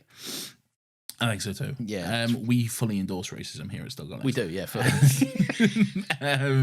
Just clean cut that And out piss there. That's drinking. Great. And piss drinking. That's great. Drink Just your put that piss out and there do too. some racism. Right, That's the we'll motto stop of now. the show. Is this guy a Chantho? The answer is no. Oh. But Oh, yeah, because he doesn't say his name, does he? He's not like Flair. Yeah. Hello, River Ming. but he does look a bit like a Chantho though, doesn't he? Yeah, but I think that might just be the paint. Yeah, probably. Yeah. And do men Chantho have the little fucking things? Pincers yeah, or whatever. Yeah, whatever I they don't are. know. We never saw a man Chantho. No. A mantho. A man. With your chan and your dough, killed by an insect, driving me insane. A girl. A girl. Still, if the doctor can be young and strong. The master. Reborn. The way his tongue flips out. Do you know, since I've, how old was I in 2007? Do some maths. 10, I think. 12. No, I weren't 12. No. I think I was 10. Sure. But yeah, he Derek Jacobi, when he goes, the master, reborn, his tongue flips midway through reborn. And you can see it. And I'm like, how does blood say that with a tongue flip? That's not a natural word where your tongue should move.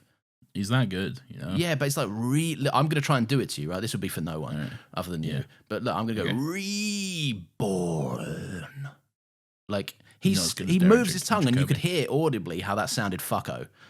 Truly robbed by not having more yeah. Derek Jacobi Master, you know? Imagine Jacobi Master and Ninth Doctor. Oh, imagine Jacobi Master and 12th Doctor. Oh, my goatedness. Oh, but then Missy. I Yes. like Missy more. Missy's good vibes for 12 though as well. Yeah. Derek Jacobi. I think that's it's one of them like. I mean, he tried to do it again, didn't he? Derek Jacobi would be good with 9. You're right. Yeah. That'd be a good pair. He must have done some Big Finish stuff. He's definitely done quite a bit of Big Finish. Yeah. There's also I think there's a version of the Master who's Neil's dad as well from In Between. What? Really? You know Neil's dad in In Between. No, that I'm not actor. a pedo. He's always he's quite a, like a he's quite a typecast actor, and he's always like a little like a posh weird guy. Yeah, isn't he? yeah. And he's in quite a bit of stuff. But yeah, I think he played a version of the Master for Big Finish as well. Do you know what I heard this week? Right. Fucking This will be good. Nicholas Briggs doing an impression of the Ninth Doctor for Big Finish before Christopher Eccleston agreed to come back and do Big Finish stuff. Is it good? It's genuinely terrible. Oh, really? You can hear that he's trying really hard, but it's like you know how when we do impressions of Tom Baker and we do it up to the fucking nth degree? Yeah. It's like that. You know, I really think you might. See if you can pull it up. I really want you to fucking hear this. Let me try and link it to you. Oh, hello. It's Trouble. Jackie Tyler. Coming Adam? soon And from Big Adam, Finish yeah. Productions. Outrageous. Doctor Who, the Ninth Doctor Chronicles. Doctor Who, the Ninth The Doctor Doctor turned as she Chronicles. entered the room, flashing another of those empty-headed grins. Hello, I'm the Doctor. Hey, what's going on round here? That doesn't matter. All that matters now is finding out what happened to Rose. That's not good, is it? Probably not, no. Oh my god. It's We bad, saw isn't it? what you did, Oh Time wow. Lord. We Probably witnessed not, the no. war you raged against the Daleks. Now, this one interests me. He seems unafraid. This is not Is that what I supposed would to be call a Rose? jewel. No, I don't think so. And the man in the strange clothes is not what I would call a hero. Rose, stay close! Doctor! That thing won't hold them for long. Follow me to victory in this world, the next, and 1,000 worlds beyond. Big Finish. We love stories. You know what? It's amazing to see you up close and everything, but I think on balance it's best if I run! Oh, that was genuinely It's awful. bad. The worst thing about it is you can hear the impression is there. He just is going Yes. way too hard. You can hear what he's going for. Yeah. And there are moments where you're like, yeah, I hear it. Yeah. I hear the vibes, but It's bad. It's Oh, bad, no. isn't it? yeah. Wow, that's funny. It's like a weird approximation of like a bad impression. Like Yeah. like fucking like 2010 was rife with cunts walking around being like, I can do a good Heath Ledger, and I'm like, you really can't. Yeah, It's like every edgy film guy thinks they have a good Heath Ledger Joker impression. Like me. Like you, yeah. Do you know how I got these scars, Nathan? That's my impression. I'm doing a bit more. Something a bit more chill with it than Heath Ledger was doing. Okay, yeah, yeah. I'm the Joker. I'm the Joker, baby. I'm the Joker, baby. Anyway, so fucking right, yeah. Fleming's like, River owes me a favor because that time she helped me out with dragon eggs or something. Yeah, some shit like that. Some nonsense, right? And fucking, there is quite a funny moment where Fleming's like, "I'll take the doctor to the chef so you can eat him," and she's like, "No, I don't want to eat. I will eat with him. Yeah, I don't want to eat him." And Fleming's like, "That's fucked, but whatever, I guess." Joke left over from a 10th Doctor storyline where they're like, "Oh, I will say, yeah, he's a bit too skinny. You probably need to force feed him." Oh, really. fucking hell, yeah. Yeah. Yucky. Sure. Yucky business. I don't like it. Nah, it's fine. Stick it back in 10-0. Save it for 14. Nah. Yuck. It's fine. Anyway, so they go to fucking dinner. River has a quick change of clothes. Oh, I will say, very funny joke where they're like, where this Chantho, he's like, "Oh, can I take your bag?" And the dog's like, "Oh, no, it's fine. Don't worry about it because it's got the head in it." And then Hydrophile, Greg Davies starts just going like from in the bag, "I'll fucking kill you! Unhand me, you beast!" And then the doctor's like, "Oh, upset stomach." Yeah. Sorry. But then he just keeps on going. It's like, "I am Hydroflax. I will have your head for this." It's so good. It is good. Just the commitment to it. It's just like, well, I'm here now. Yeah. And then he just keeps going. I think he says irritable bowel or something. Yeah. So River freshens up or whatever. She does a little spill. She does a little twirl and a sparkle when she's in a new dress or whatever. Yeah, she's got like a perfume and it changes her whole look of life. She's in a sexy little dress. Yeah. Which is quite nice. She says not bad for 200. Yeah. She says. She's 200 years old since when? 200 since now. Cool. Yeah. Woo, not bad. Not bad for 200. Not bad for 200 indeed. Doctor's not bad for $4.5 billion as well, to be fair. No, he's looking good. Yeah. He's looking good. So yeah, it turns out this they say that this gaff is where genocide comes to relax or something. Yeah, we just talked about that. Yeah, they're all heathens and cunts. God, we can breeze through some of this, can't we? Yeah, this is a bit where it kind of slows down a bit, really. Yeah, but it's a good conversation. Basically the crux of this scene is basically River still not seeing that. She reveals the diary and the doctor's like, "You seem sad," and she's like, the guy that gave me this diary is the kind of guy that would know how long of a diary I'd need to have. Yeah. I'm going to die. She's like the 10th Doctor. Yeah. This scene is really interesting because it's both of them thinking the other one doesn't love them, really. Yeah, It's both of them having the wrong idea and impression. Like River's talking about like, you know, like it's like the doctor asks her about like falling in love and stuff, and she's like, "Oh yeah, it's the easiest night you can tell a man. They'll believe any story they're the hero of." Looking at the diary full of her adventures with the doctor and stuff, and 12's like a little sad about that. And then River talks about her relationship with the doctor and stuff, and how like, you know, it's like well, this is probably a bit later, but it's, you know, it's like loving the stars themselves and all that kind of stuff. It's a good like I even wrote down in my notes to like a lot of what we saw from Eleven and River was their kind of flirty back and forth, and they had great chemistry. But it was they touched in on deeper moments from time to time, but a lot of it was just the snappy dialogue between them that was like very fun. good. Yes. Whereas this takes a bit more of a serious look into like the tragedy of their relationship and how upsetting it would genuinely be to know each other less every time you see one another. Yeah, 100%. Which is very, very interesting. And I know that the kind of like the timeline is a little bit skew-whiffy in how you want to see it, but the concept of River is still there, which is very much these two are out of time with one another always. They never quite have it figured out to a T for both of them at the same time. They never got the timing right. Yeah. Really. Oh. But yeah. Oh no. Oh no. Clara. Anyway, no. Anyway, so some big bald cunt comes up and he's like, yeah, I like him. He's really obsessed with his treasure. He's like, "Give us the treasure." Yeah, you know, he's hamming it up big time, man. He's really a couple of lines in a dream. Yeah, great moment where they're like, "Have you got the payment?" Then they're like, "He's got like a little thing which he'll pay for, like 100 billion credits or whatever."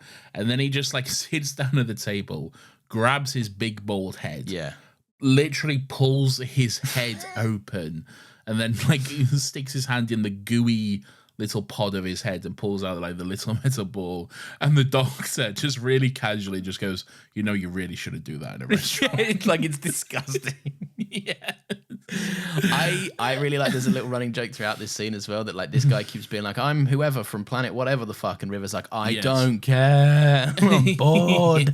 Yes, it's very fun, which is great. And it comes back to bite her, because if she just let him finish, she would have found something out, which would be good to know.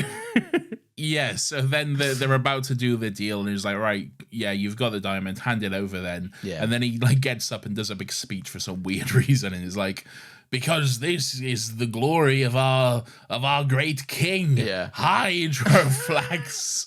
And then both the River and Doctor's faces just fucking drop like, oh fuck. Oh shit. Yeah. Okay. Fuck. Because like before they keep like amping it up and making it worse, because River's like, you might have to spoon it out or something, like you might need to, and the Doctor's like, you might need to bash it on the table or something to get it out or whatever. Like they and he keeps being like, sabotage, what is this? And River's like, no, it's definitely in here, it's just a bit not how you're expecting. Yeah. This is funny, man. This is really, really good. I also like that at one point it does cut away to Fleming the Freak, right? And he's like, listen, because the robot body's caught up with him now as well. Yeah. And he's like, you love heads so much.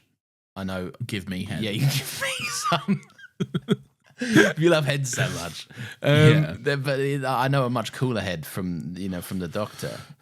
He's got loads. Isn't that a joke in 6? That's a good joke in 6, isn't it? What do you mean a joke in 6? The head joke in 6. It is good, yeah. I guess he really, really liked my head, or whatever. It's from Anne Boleyn. Is it Anne Boleyn? It's one of them. There's lots of. I know it is one of them. You're right. It would be one of the 6. There's loads of little moments in 6 that's really funny.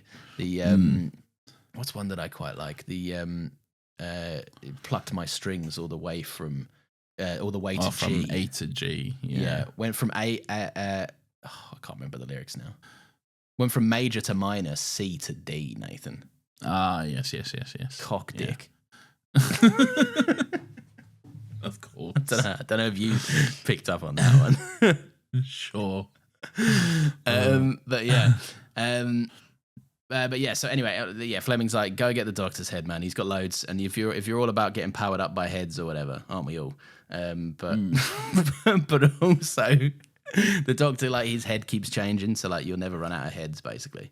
Yeah, he's got an infinite series of heads, which if you take his head off, I don't know if you would have. No, yeah, I think that fundamentally won't work. But he seems to have good success rate for Nardo and well, whatever this guy's called. Maybe. Yeah. But I don't know. Anyway, so there's a bit of a scuffle and shit. Yeah. Like guards come in, blah blah blah. And then is this when the Doctor's like, death has been done on this day? Oh yeah. The doctor takes the bag, and then he does like a big speech thing, and then they start having like the rest of the whatever they're called, the head people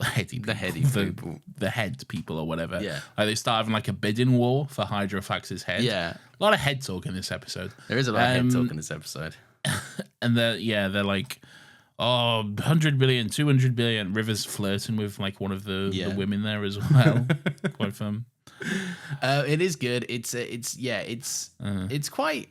Yeah, he's like using their kind of greed, because it's very hypocritic from all of them, because they're all like, we love this king, but then like they started bidding on his head basically, and it's all a bit fun. Yes. Yes. Is this when the Fleming comes in or whatever? Yeah, Fleming comes in. He's like, "Oh well, we can get you the Doctor or whatever. Yeah. You know, fuck this guy or whatever." Then guards come in. There's a bit of a scuffle, but then this is when the robot kills Greg Davies. Yeah, he's like, "Sick of you." Yeah, I've had enough of you, cunt. Fuck you. He's like, "Put me back on the body or whatever." Yes. This was the exact moment I started going like, how does this character work? Are they different people? What's going on? I don't know. I feel like the robot's kind of gone rogue, really, or something. Yeah. Like a rogue bot. But a rogue bot, yeah, good one, good stuff. But anyway, then like he skips forward a bit, and then Fleming is looking through River's diary, and is like, "Oh, Crash of the Byzantium! Did they make a movie of that?" Yeah. I want to see that movie. An episode of Doctor Who. All right, we all saw it. Yeah. I want to know who Jim the Fish is. God damn it, Stephen Moffat. Just tell me. Stop with the joke. Jim the Fish. We all know Jim. No, the but we Fish. don't. That line annoyed me because I was like, I know this is the last time you got to close this chapter. When he's like, we all who know. could forget Jim the Fish? I'm like, me.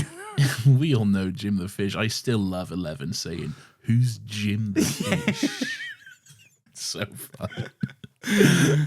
But yeah, so Rivers and he says, "Oh, and you've just been to Manhattan Yes. as well." So that places River in the timeline. We know where she is. we know where she she's at, is. sort of thing. So yeah, fresh off of her mum and dad kicking the bucket in the 40s or whatever.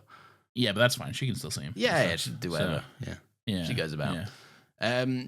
I do quite like the concept of the robot being a bit obsessed with the doctors. Like I'm powered up from head. I could do with a head that always changes if it dies. That's great stuff. I could also do with head. That never die. Never die. never die. Never die. Never die. Pork and beef and fat and juicy balls And head. and head. So yeah, they bring this guy's like River is the husband of the doctor, and he's like, oh really? I'm gonna get Matt Lucas in to confirm this. And so they do the on the roller deck of heads. He's got Matt Lucas's one comes to the top, and he's like, stinks of shit down there, by the way. Yeah. He's like, Fucking Ramon keeps letting off farts. he's like, can I stay up here for a bit? It's a bit whiffy down there.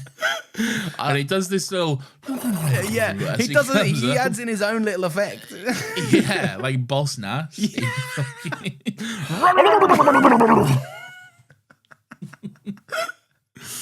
Oh, Boss Nass. Oh, Boss Nass, indeed. But yeah, so this leads to like one of the like a sad scene, and one that I'm curious to get your take on as well. I think it's a beautiful scene. Yeah. really. I think it's really well done. So like they're like, hey, see, right, this woman is the known consort of the Doctor. Okay, he'll come to protect her, and River's like, you fucking idiots. Yeah. No, he won't. All right. Yeah. And they're like, well, you're the woman who loves the Doctor. And she's like, yeah, I am. I've never denied it, but I never fucking said he loves me, cunts. Yeah. And it's like watching 12 watch River in this moment. Yeah. It's like, you can see like 12 is noticing some of the missteps I think that he's made along the way. Really, he's kind of having a moment to like see it from her point of view.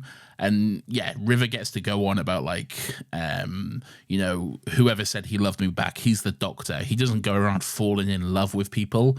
And if you think he's anything that's small or ordinary, then you haven't the first idea what you're dealing with.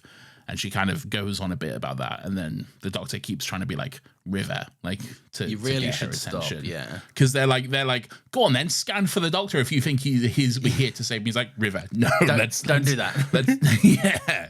He keeps trying to get her. She's like, 2 hearts, stupid clothes, you can't fucking miss him. Yeah. And then it all kind of builds, and she says, let me tell you, the Doctor is not stupid enough or sentimental enough, and he certainly is not in love enough to find himself standing in it with me. I'm gonna cry. And then they just like have a moment of regarding each other again. Like she's seeing him, and she has that look of realization. And then he says, yes, hello, sweetie. Oh, beautiful. Fist pump in the air when that happened. Fist pumping moment. So beautiful. This is a scene, and this is the scene that I went back and rewrote some notes over. Right. We finally arrived here. We put a pin in it, and now we're back. Okay. Yes. Oh no, not quite. Well, no, but this is my little pin. This is the thing I was going to put a pin in another thing, which I can't quite remember. Yeah, well, I'm sure when we get to it, we can pull that pin out. What did we put a pin in? I don't know, man. We'll get to it. I'll remember the pin when we get there. But how will we get there if we don't know what we put it in? Someone, what do we put a pin in? They're listening. Someone tell us. We'll wait. Oh, the River saying my Doctor. Oh, that's right. Yeah. Yes, yeah. We're not there. No, we're not there. We haven't missed that pin. But I did. So, firstly, someone wrote in recently and said, like, what are the Moffat lines that you would like regard as some of his best? A few from this episode, let me tell you. You don't expect a sunset to admire your back is up there. Yes. Fascinating line. Incredible. But the thing that, so when I was watching 12's face on this, I thought there might be a little bit of kind of a pang of guilt in him over the intense love that he's literally just had for Clara, and how he has forgotten her but knows that he loved someone called Clara. and like how much like he knows how much that person meant to him. And like I think that when the doctor's looking here, he might be seeing some like I've done bad things. That was my weird monogamous reading of it.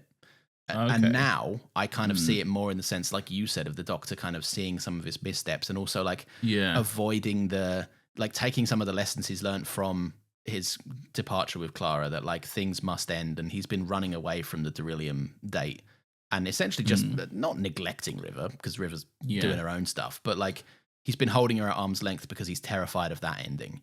I think one of the real beautiful things about this episode is that he absolutely does take lessons that he's learned from his time with Clara into this. It's you can absolutely see the growth and see what he's been through, especially like in the end scene, which we'll get to. But like there is something quite, I don't know, there is a beauty in letting things end. There is something like as painful as and stuff as it can be, there is, you know, a time for it to happen and stuff. And yeah, it is nice that the Doctor is able to learn those lessons, even if he can't quite remember quite a lot. He doesn't know how he's progressed in that way, but he knows that he's learned that lesson now. And he almost seems surprised by it. Like when he lands on Beryllium later on and he kind of goes, if I'm doing this, I'm doing it right. Yeah. And that's a great moment. Yeah. Phenomenal ending to this episode. Really, we'll get to it. Yeah, but yeah, 100%. Yeah, love this little moment so much. The hello sweetie from the Doctor, him saying it for this time is amazing. Yeah, and like just immediately them going into Doctor and River vibes immediately. She's like, oh, you are so doing those roots. Yeah, and then he's just like. And then he's just making fun of her, like, what, the roots of the sunset? Yeah, like I heard it, bitch. I like this, and I think it's a real testament to Capaldi and Kingston in this scene, that they're able to immediately go like, oh, it's 11 and River again. Really, really well, yeah. Like the moment where like Fleming asks, like what the fuck is going on, and River just turns back and goes, "Hush, Mummy and Daddy are talking." Yeah. And I'm like, oh, that's 11 and River. That's the River we've been missing. That's the River that like we haven't seen, because now she's back and she knows the Doctor's standing over her. Firstly, she gains an air of cockiness because she's like, whatever happens, this guy got on my back. Like I'm with the Doctor now. I'm pretty much on fucking stop. Yeah, I'm capable on my own, don't get me wrong, but like together we are fucking a force to be reckoned with. So there's an air of cockiness, and there's also this flirtation that's been missing. And I don't know, I kind of want, before we move on from the scene, I really want to get your take on whether because River does have a line about how she was essentially just posturing for time and stalling, and that she didn't mean a lot of what she said. Do you think that's true? No, I think that's putting on a brave face. I do too. I think she means it. That's her trying to save a bit of face from in front of the Doctor. Yeah, really. I think she immediately regrets it because she goes, "This guy does love me." Yeah. But 100%. It didn't negate how she felt a minute ago when she thought he wasn't there. I also think it's a real testament to Peter Capaldi specifically that literally last week I was watching an episode talking about how much the Doctor and Clara love each other.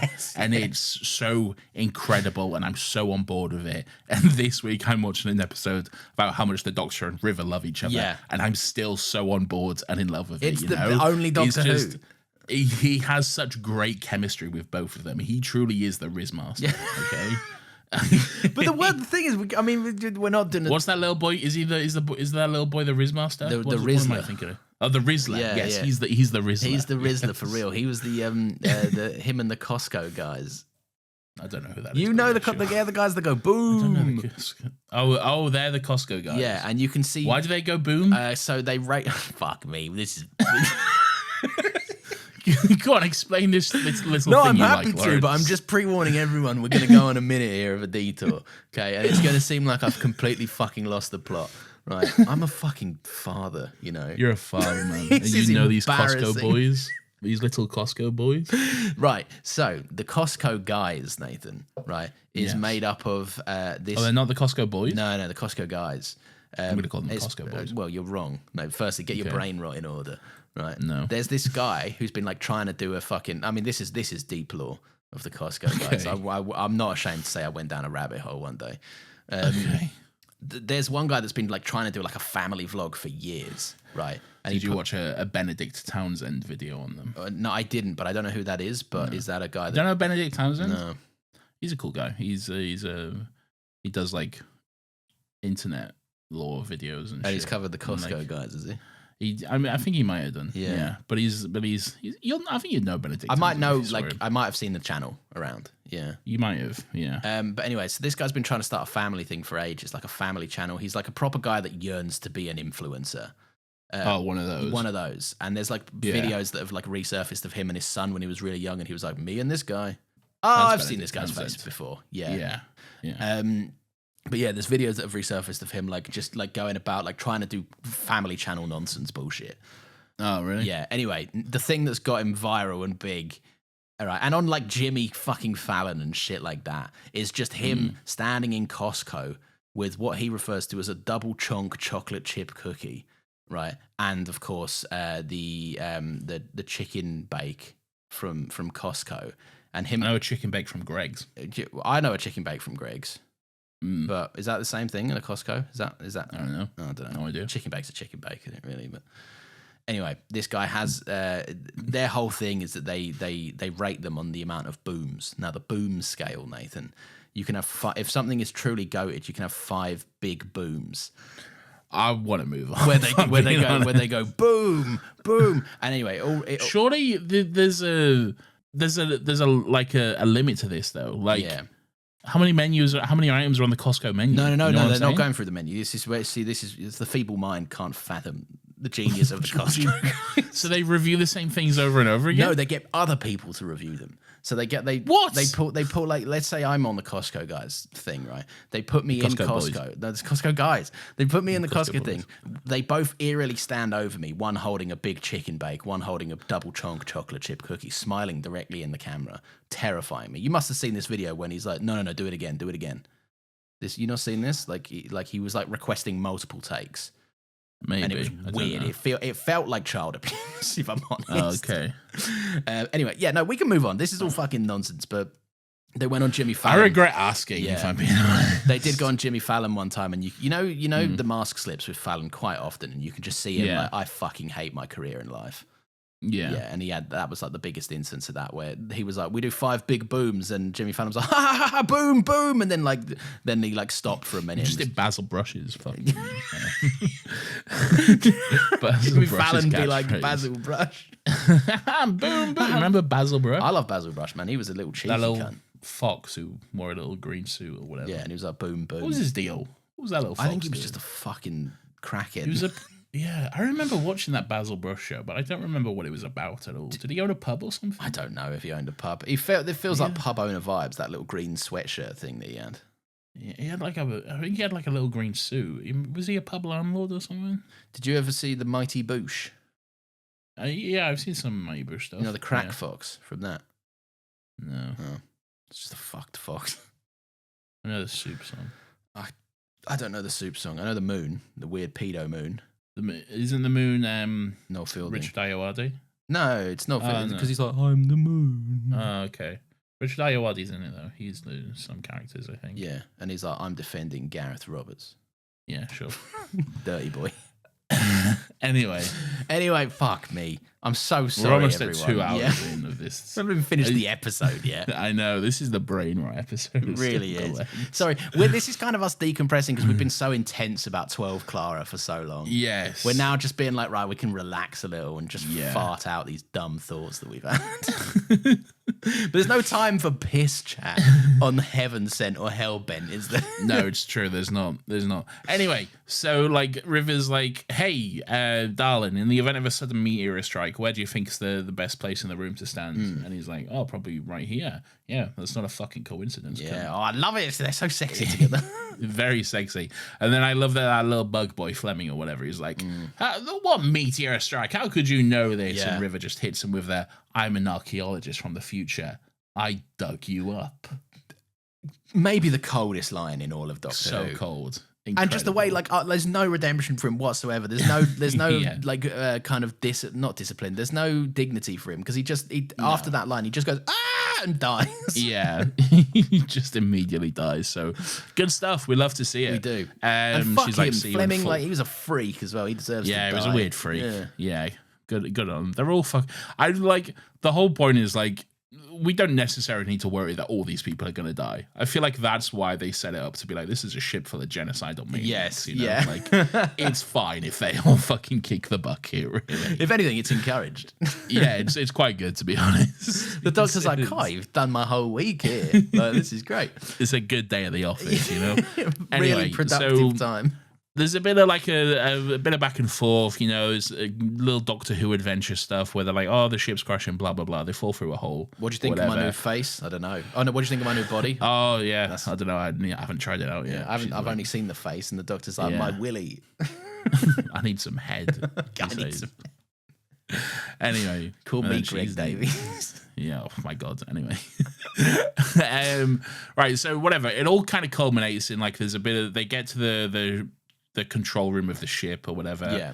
And they're like, "Hey, we're crashing. Oh look, there's Beryllium." And the doctor's like, "I don't have time for that right now. Okay, shut up." Yeah, all right. shut up. Don't Stop. worry No one about who it. said Beryllium. Shut the fuck up now. Yeah, no one said Beryllium. Shut up about Beryllium. Idiot Beryllium. River says something like, "You always said you'd take me there, but you kept cancelling." She says, Yes. as well. Which we'll come back to. Put a pin in that for a moment, Lawrence. We fucking hell, we got a lot of pins to We've got a lot of pins to unpin, but just put a pin in that. Okay, well, we'll put a pin in that one. Yes, but anyway, then River has like a moment of like, "Oh, our last night maybe is under him or whatever, blah blah blah." Yeah. But anyway, then the doctor's like, "Nah, fuck you. I'm going to teleport you back to the TARDIS." Yeah. Bitch, what do you think of that? Yeah. And then she's he like, does a little trick. I really like that. She's like, she's like, "Oh, I don't know how this is gonna. Oh, you bastard!" Yes. And then she just immediately flies the TARDIS back to where he is and is like, "Fuck you, cunt. Yeah. Actually, I'll do it." But then they both just get in the TARDIS and then the ship crashes. The ship crashes, and I will say that whilst the TARDIS is rattled by the explosion and they both go flying a little bit, those doors, Nathan, they did not budge because the assembled hordes of Genghis Khan For fuck's sake. couldn't get. They didn't move though. I did pay attention to it. The robot could earlier. The robot kicked them open. Maybe they left it open or something. I don't know. I don't know. Yeah. Or to be fair, the door wasn't properly engaged because it would like the head was both inside and outside. Correct. Yeah, so- it couldn't seal. They said seal the time lock or something around the TARDIS. Yeah. Well done, Stephen. Get the dildo out. Yeah. You've done well. Well done, Hen. Anyway, so they've crash landed. They're on Beryllium. Yeah. Great. River's out cold. She's on the floor of the TARDIS. The doctor makes sure he's okay and stuff. Love the great one shot here. Love it. Yeah. Love this one shot. I knew you'd be excited by this. This is awesome. Great one shot where like the camera follows the doctor as he opens the door to the TARDIS. Yeah. It's nighttime. We see the wreckage of the ship on fire and stuff. And then the camera follows him again as he walks to the console, presses a button, pulls down the lever, does a quick hop on the TARDIS. It's literally like a done. Yeah. You know? It's just that it's so satisfying the way he goes click. Yes. Done. So satisfying. And then he walks back to the door, opens it again. It's now daytime. Yeah. And the wreck, most of the fire is out and stuff. Great one shot. So good. So good. I fall for it every time. Yeah. You know? It's one of them where it's like, I don't know. I think we mentioned it in Heaven Sent as well. They're doing a lot of fucking cool, gnarly shit with the TARDIS lately.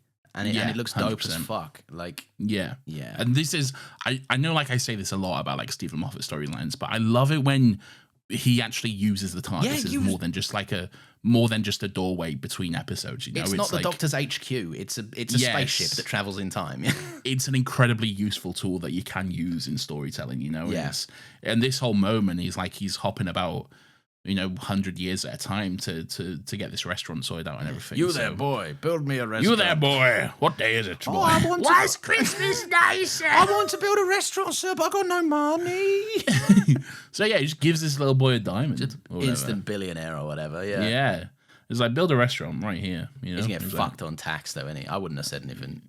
He's gonna, I think you'd be fine. You know? No, but just like your bank account going from zero or like to that of like a construction guy's wage to biggest billionaire that ever lived. Like, yeah, man, you're gonna get fucking crucified by HMRC. But you've also still got the billions as well.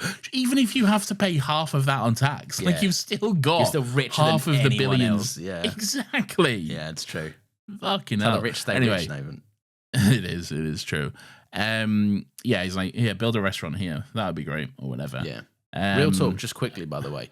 You know, you always make fun of my... This is unrelated. You know how you always make fun of my moustache? Because it doesn't connect. Yeah, I've shaved it. Do you see? No. Now both sides don't connect, and I'm rocking. This side still looks like it does connect a little bit. That's just because I did the shave yesterday, so I haven't had a chance to address that today. Okay.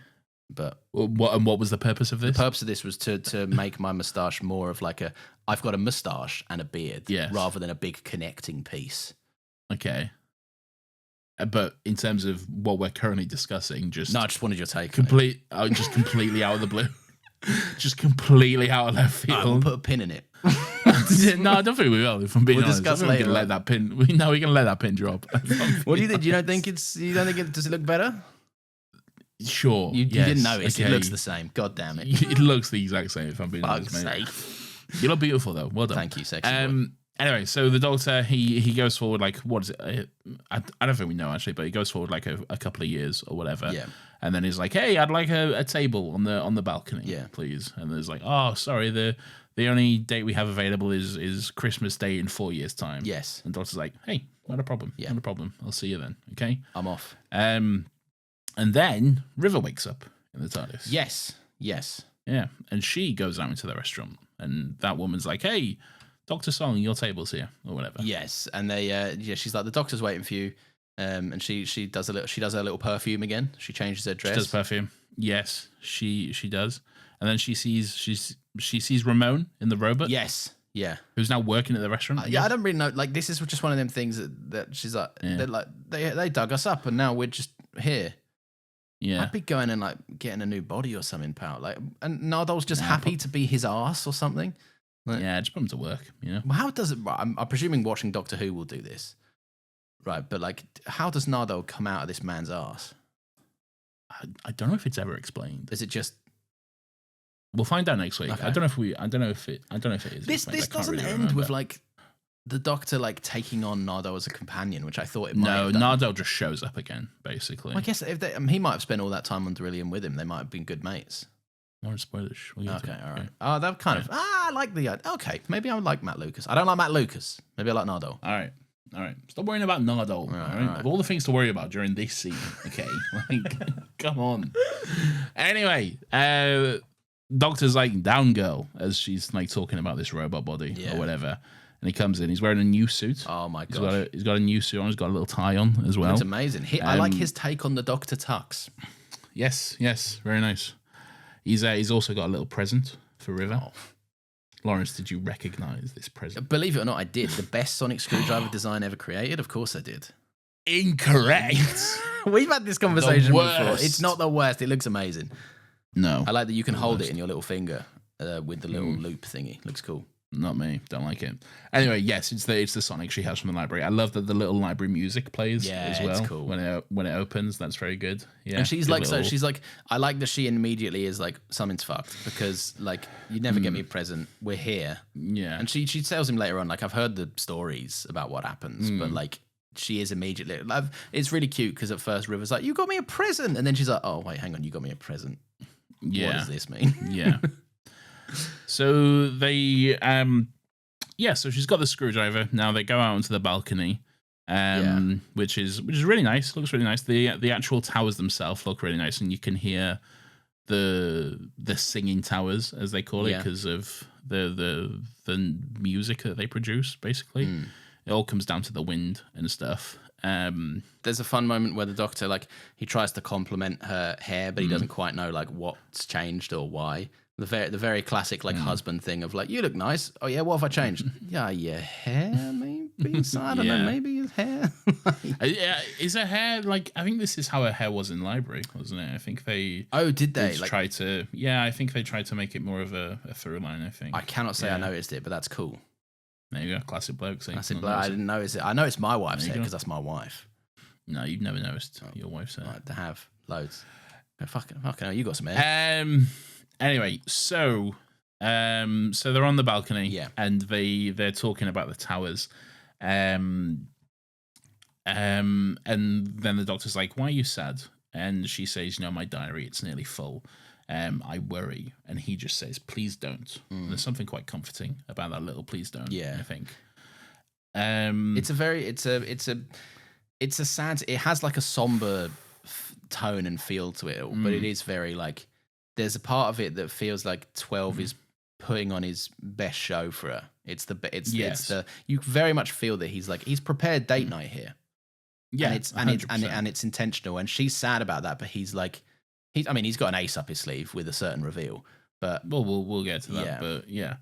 But River says that, you know, some of the stories they suggest that the very last night we spend together is at the Singing Towers of Darillium, and the Doctor just says spoilers, and then like River then says, well, that would explain why you kept cancelling coming here. Now let's take one of those pins out. Yeah. Okay. I don't know if you remember this, Lawrence, but when we watched a mini-sode quite a while back, there was multiple Doctors and multiple Rivers in the TARDIS. Okay, they were going to the Singing Towers of Darillium. Okay, and I said to you, this still works with what we have in canon, because River says here, do you remember that night when there were two of you? Because she actually references it in the scene. Oh, okay. Yes. I like that. Yeah, I did not fucking connect those dots at all. But that's because you're a dumb cunt. I know, but I don't remember. You know all about the minisodes. I'd only seen them once, and it was under duress while you were like, watch this and talk about it. Wasn't under duress. You had a good time. I did. Okay. Oh, my son is here, everyone. This is great. This is great. I can cut around this, but my son is here, everyone. Yay. Sorry, one sec, everyone. You've got to hold this fucking baby a sec. Hello. All right, put him to that mic, Lawrence. Content time. Content time. Right, I've got to put you... I'm trying not to fuck around with my own headphones as well. For anyone listening, I don't know if you are listening or if this is even in the episodes, but Lawrence is now holding a baby. I am holding a baby. I don't know if I sound further away from the mic. It's because I'm holding a baby. Lawrence, sing your son a song. What shall I sing him? Rockabye Baby. Rockabye Baby, Nathan Jr. There you go. That's proof that I'm holding a baby. Okay. I thought there'd be more to it than that. But okay. Well, he doesn't need a lullaby. He's fast asleep. Look at him. So he is, mate. He is zonked out. This is the episode of tangents. This is. It is. We got a baby here now. Yeah, there's literally a baby here. We're trying to record a podcast, mate. Yeah. You go bring away. A baby to the podcast. Yeah, so this bring yours. Oh my god, he's moving. Nathan, he's on the move. He's up. He's on the move. He's up. Oh god, he's grabbing the wire and everything. Hang on. He's trying to podcast. He yearns to podcast. He does. He's going to start one. He's going to be part of the studio anytime. As a child, he yearns for the microphone. Oh, he's wide awake. I think I'm going to get in trouble with my wife because he's now wide awake. Have a little play with him. Shall I? Blow raspberries on him. You might want to chat. Oh. Hello, buddy. Oh. Come here. Little baby boy. Oh, fuck it. He is wide awake. Look at him. He is wide awake now. Yeah. Put him to the mic. What's he got to say? Content we can. There you go. That's proof. That's all you're getting. Little baby. Yeah. Okay. Hang on. Oh. Daddy's got you in a really fucked position. He's going to move you. Sorry. For anyone who wants to know what Lawrence's baby looks like, just imagine Phil Mitchell as a baby. Well, he's got no hair, man. He's just a little. He looks like a 50-year-old bald man, but if they were shrunk down to a baby. He's cute. You know? He's very cute. He's very cute. But he does look like. Imagine if Phil Mitchell was cute. My wife has just shut the front door. I think I've just been saddled with a baby for a minute. Is she gone without the baby? No, I think she's turning the car on and just getting the aircon. Oh, pal, I'm sorry. No. Oh, no. He's upset because you called him Phil Mitchell. You called him Phil Mitchell? No, he'll never know that. Come here. What's the bad Lawrence done to you? No, not bad Lawrence. Good daddy. No. Back to Doctor Who. Sorry about that, everyone. Back to Doctor Who. Where was we? We were in the middle of the two people. Remember, there was two of you. Oh yes. So it connects to that basically. Yeah. They still make it work basically because River says that basically the Doctor kept cancelling, and then remember that time there were two of you. So it all works. It all fits. That's a good way to fix it, but it's also a good way to be like, the Doctor. It's canon that the Doctor hates endings. Like it's 100%, and he does. It literally works perfectly with what has been set up for his character, and worked perfectly because he now has learned to accept them because of his time with Clara. It's a great way to write it all. And like Stephen didn't need to make that work as well. No. Like hardly anyone would even know about. I didn't know it minisode. existed. Exactly. It's such like a small fraction of the audience who would even know or care. Yeah. But the fact that he did make it work, I don't know, it's good stuff. He went out of It's his way to make sure that it ticked every box, which is awesome. That's really cool. very, very much so. Stephen Moffat yes. doesn't leave plot holes. Couldn't be someone else. Lawrence, stop. Okay. And also he does leave plot I know holes, he does, okay? but not as many. Yes. So River's like, I want you to know that if this is the last night, I expect you to find a way out of it. Yeah. And because you're you. There's always a loophole. You wait until the last minute and then you spring it on me like it's a surprise. I love the Doctor's like saying, no, things have to end. Every night is the last night. Every Christmas is last Christmas. He says It's a sad. It's almost blunt, but it's obviously then cherry on the cake of like how long a night on Beryllium actually goes for. Like, it's a fantastic. Keep trying to get ahead to that. Stop. I know, but because it's cute. I mean, all right. We'll get into it. Say your piece. Say your piece. What do you want to say on this? I'm gonna have my chocolate. Yes, just along the same line. River, it's quite key that River says you'll wait until I've given up hope, and then you'll do that smug little smile and you'll save the day. You always do. Yeah. And the Doctor again quite firmly is like, no, I don't, not always, and he's quite adamant that times need to end. He literally says times end, River, because they have to. Okay. Yeah. Because there's no such thing as happy ever after. It's just a lie we tell ourselves because the truth is so hard. Little jaded vibes here, I think. I'm glad you said that. My exact note says this seems jaded. Because it is. It's more miserable than the Doctor that we've seen. Yes, but it's very interesting from a character perspective because he's not at the place of accepting that times have to end. He's just at a place of knowing they do. Well, he's got that little lace up his sleeve. He does have his little lace up his sleeve. Yeah. But anyway, Nathan, you keep trying to bring that up. Right? I'm trying to talk to you about other stuff. We'll put a pin in that. Anyway, the next moment that I want to talk about, and I think it's so magical, it's so perfect. I have to believe that Stephen Moffat would have wrote part of this in 2008. Okay. I have to believe that because the way it lines up, the way this line works is just phenomenal. Okay. Yeah. When he's talking about the towers, okay, and he talks about how they've been there for millions of years through storms and floods and wars and time. Nobody really understands where the music come from. It's probably something to do with the precise precisions, the distance between both towers. Even the locals aren't sure. All anyone will ever tell you is that when the wind stands fair and the night is perfect, when you least expect it, but always when you need it the most, there is a song. Like, that is the most beautiful shit possible. And the way that works, the way that in 2008, River said, our last night is on the singing towers of Beryllium. Yeah. River Song said that our last night together is in the singing towers of Beryllium. He had to have wrote this bit in 2008. It's one of them where it's like, if he didn't, then it's a testament to like how much he's able to reverse engineer stuff to like get to where it is narratively fit for greatness. If he did, it's phenomenal. Yeah. If he didn't, it's phenomenal. It's even more phenomenal if he didn't, I think, because he's had to work. It's phenomenal around either way. It's so good. It's such a fucking amazing line, and it's so beautiful. Yeah. It's so beautiful. Are you going to stop eating your chocolate? No, they can't hear. I've been carefully monitoring my levels and deploying my chocolate. I'm more concerned with the fact that you're not talking. You're just eating a chocolate, to be honest. That's what I'm more concerned about. No, it is absolutely phenomenal. Of course it is. It does make you think that, like, you know, you always do wonder with showrunners, like, how much is plotted out, like how much they actually, you know, like we've seen Moffat drops the ball sometimes. The silence were obviously not intended to be what they became, with that weird guy being like, the silence will fall in the TARDIS. That wasn't really anything relevant. But yeah, when it fucking works, when it lines up, it fucking hits so goddamn hard. Yeah. Amazing. So I think that's one of those lines which is just so perfect and beautiful. I think it's so, the way it obviously connects to River and everything like that. It's so beautiful. And then River's like, so assuming tonight is all we have left, how long is a night on Beryllium? And then he smiles. Yeah. He gives her that smug little smile. Yeah. And he says 24 years. Yeah. And she's like, oh, I hate you. No, you don't. Yeah. Oh, it's beautiful, It is man. beautiful, yeah. It's so sweet. They get to spend 24 years together.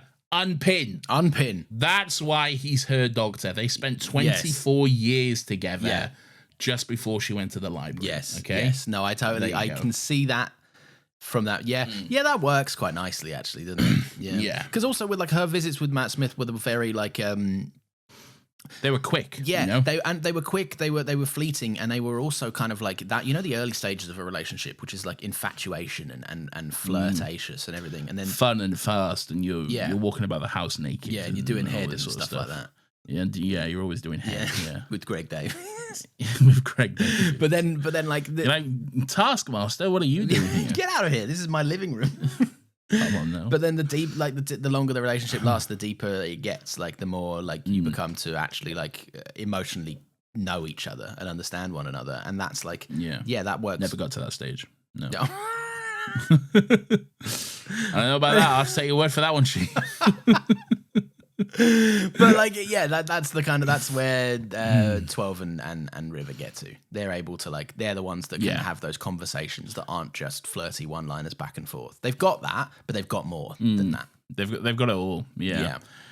It's beautiful. Yeah, and then and they both lived happily ever after, and they both lived happily. It's beautiful. Yeah, man. the way it reduces it is it's fantastic because they don't have to live forever. They don't have to live happily ever after. They don't. Just that's the whole point of it. Is there is an ending. There are endings, and I think this is such a beautiful ending to River Song's storyline as well. It's such a perfect way to end it. It really does a great job of wrapping up what we know and where she ends up and everything like that. And I think it's beautiful. We haven't seen River since, okay, and I would like for River to come back. I wouldn't be against it. It's a I'm hard hesitant one. just because it's done so well. You know, it's a hard one because if it's coming back, they have to do something better than what they've done, and that's hard to do because the ending is so perfect. You don't want to undo it. Yes. It's like the I mean, in a way, it's kind of like this, and something we should have spoken about in Andor a little bit. The whole like. How you use a character is quite important. People were like, "Oh, Andor never found his sister. That's a narrative plot hole. They just dropped that thread." No, it's not. It's the point. You're a fucking idiot. It's she's character motivation for Andor to care and be a leader. Like it's Andor's need to protect the people closest to him, and his dedication to his friends is born out of that. She's a narrative device. He couldn't go back for his sister, so he goes back for people around him. Exactly. You know? Yeah. It's literally a narrative device. She's not a character. But like so, and it's not kind of like that at all. But what I'm saying is if you're bringing a character back, you need to make sure that the narrative serves them in a way that it's not just like Alex Kingston, point and cheer. But I would like to point and cheer and see. There's a connection on both, isn't there? Like it would be nice to see her back in the role, but also I'd be very happy if we left it here because I'm very narratively satisfied with where we go. I think it's a beautiful ending. I do too. I think it's really well done. Very, very beautiful story. Yeah. Have a lot of fun with it. And Nathan, allow me to press a button if you would. Oh, okay. Because I haven't done it in ages. My mic's fixed, everyone, by the way, now. Sort of. No one cares. Well, sort of. I think it's fixed. We'll see. We'll see if this comes out well. Weirdo of the Week!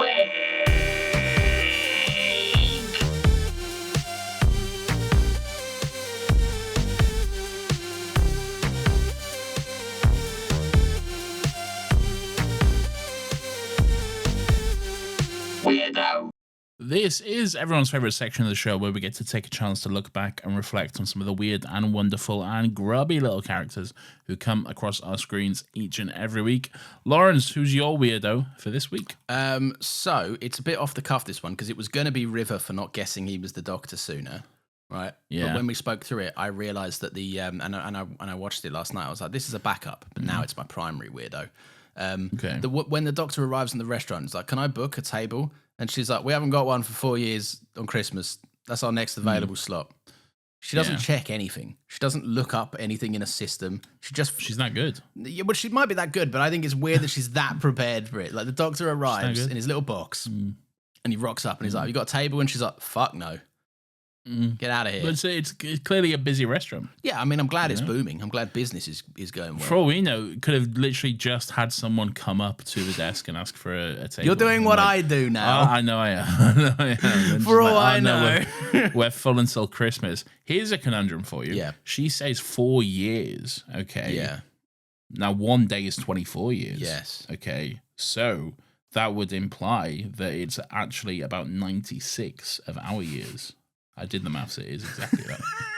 It's about like you didn't fucking look it up or whatever. Yeah, I mean, yeah, he's got a time machine. It could be 1 billion years. It doesn't fucking matter, does it? Really? Yeah, it's true. Yeah. Anyway, she's my weirdo. Nathan, who is yours, please, good sir? Cool. Mine is the ninjas for the weird racism stuff. It's a weird racist noise, isn't it? It's a weird racist noise. It's like when you're a kid and you're playing ninjas, and it's like, you just think of that noise. Yeah, and then, we're not gonna do it. Yeah. But you've heard it in various 2000s films starring Jackie Chan, presumably. Yeah. It does seem weird and racist, doesn't it? But it's so not what the monks were before. I don't think they're the same monks. Are they not the headless monks? Because they've got the swords and shit. I don't think they're the headless monks, no. Okay, fair enough. No, but... Still weird. Yeah, they're weird racist ninjas now, but... We've all been a weird racist ninja in our day. It's true. I'm one now. Yeah, he is. And speaking of weird racist ninjas, Nathan, it's time to hear what our audience have to say about this. Okay. If you're new, you can write into the email or the Discord and let us know your thoughts on the episode. We look through some, we pick some out, we read them on the show. Nathan, who the fuck has emailed us this week? I'll tell you that right fucking now, Lawrence. We're both pulling up on various First things. of all, we have an email from Callum Hell yeah. who says, tattoos. All right, lads, talking to you from the past, brackets, ooh. By that, I mean I'm listening my way through and I'm on the beast below at the moment, but I don't want to wait to email. Do either of you have any Docky Who tattoos? I've got one myself, see attached.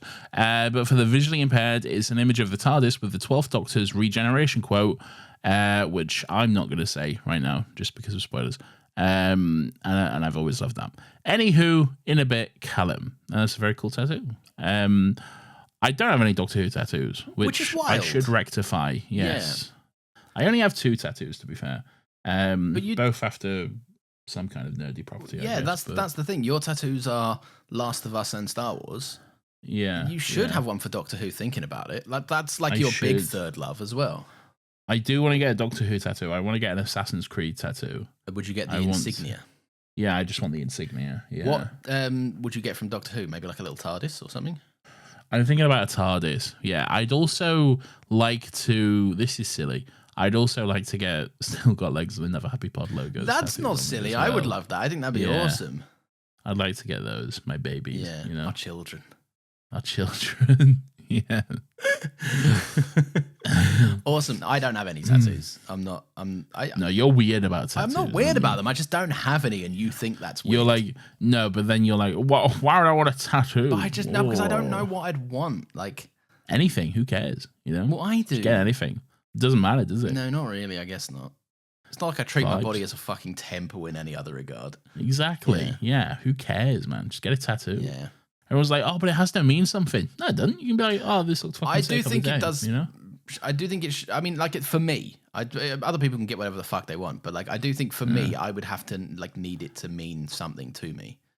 Not me. I feel like this is a bold claim for a man who has 2 tattoos. Okay, but like, You're inked head to I toe. feel, yeah, but I feel like I'd get anything tattooed on me. Like, Yeah. not like weird racist shit, obviously, but Yeah. like that someone symbol. like said, "Oh, let me tattoo my face on you." I'd be like, sick, man. Why not? Would you? What would you get? My face?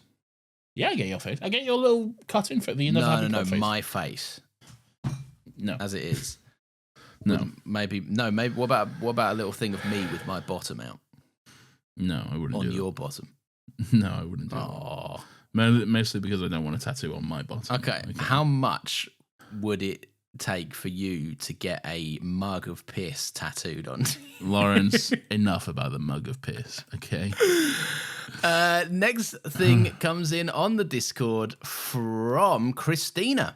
Whoa. I've already. Oh, are you going to read Christina's email? Well, not anymore. Okay. So that's fine.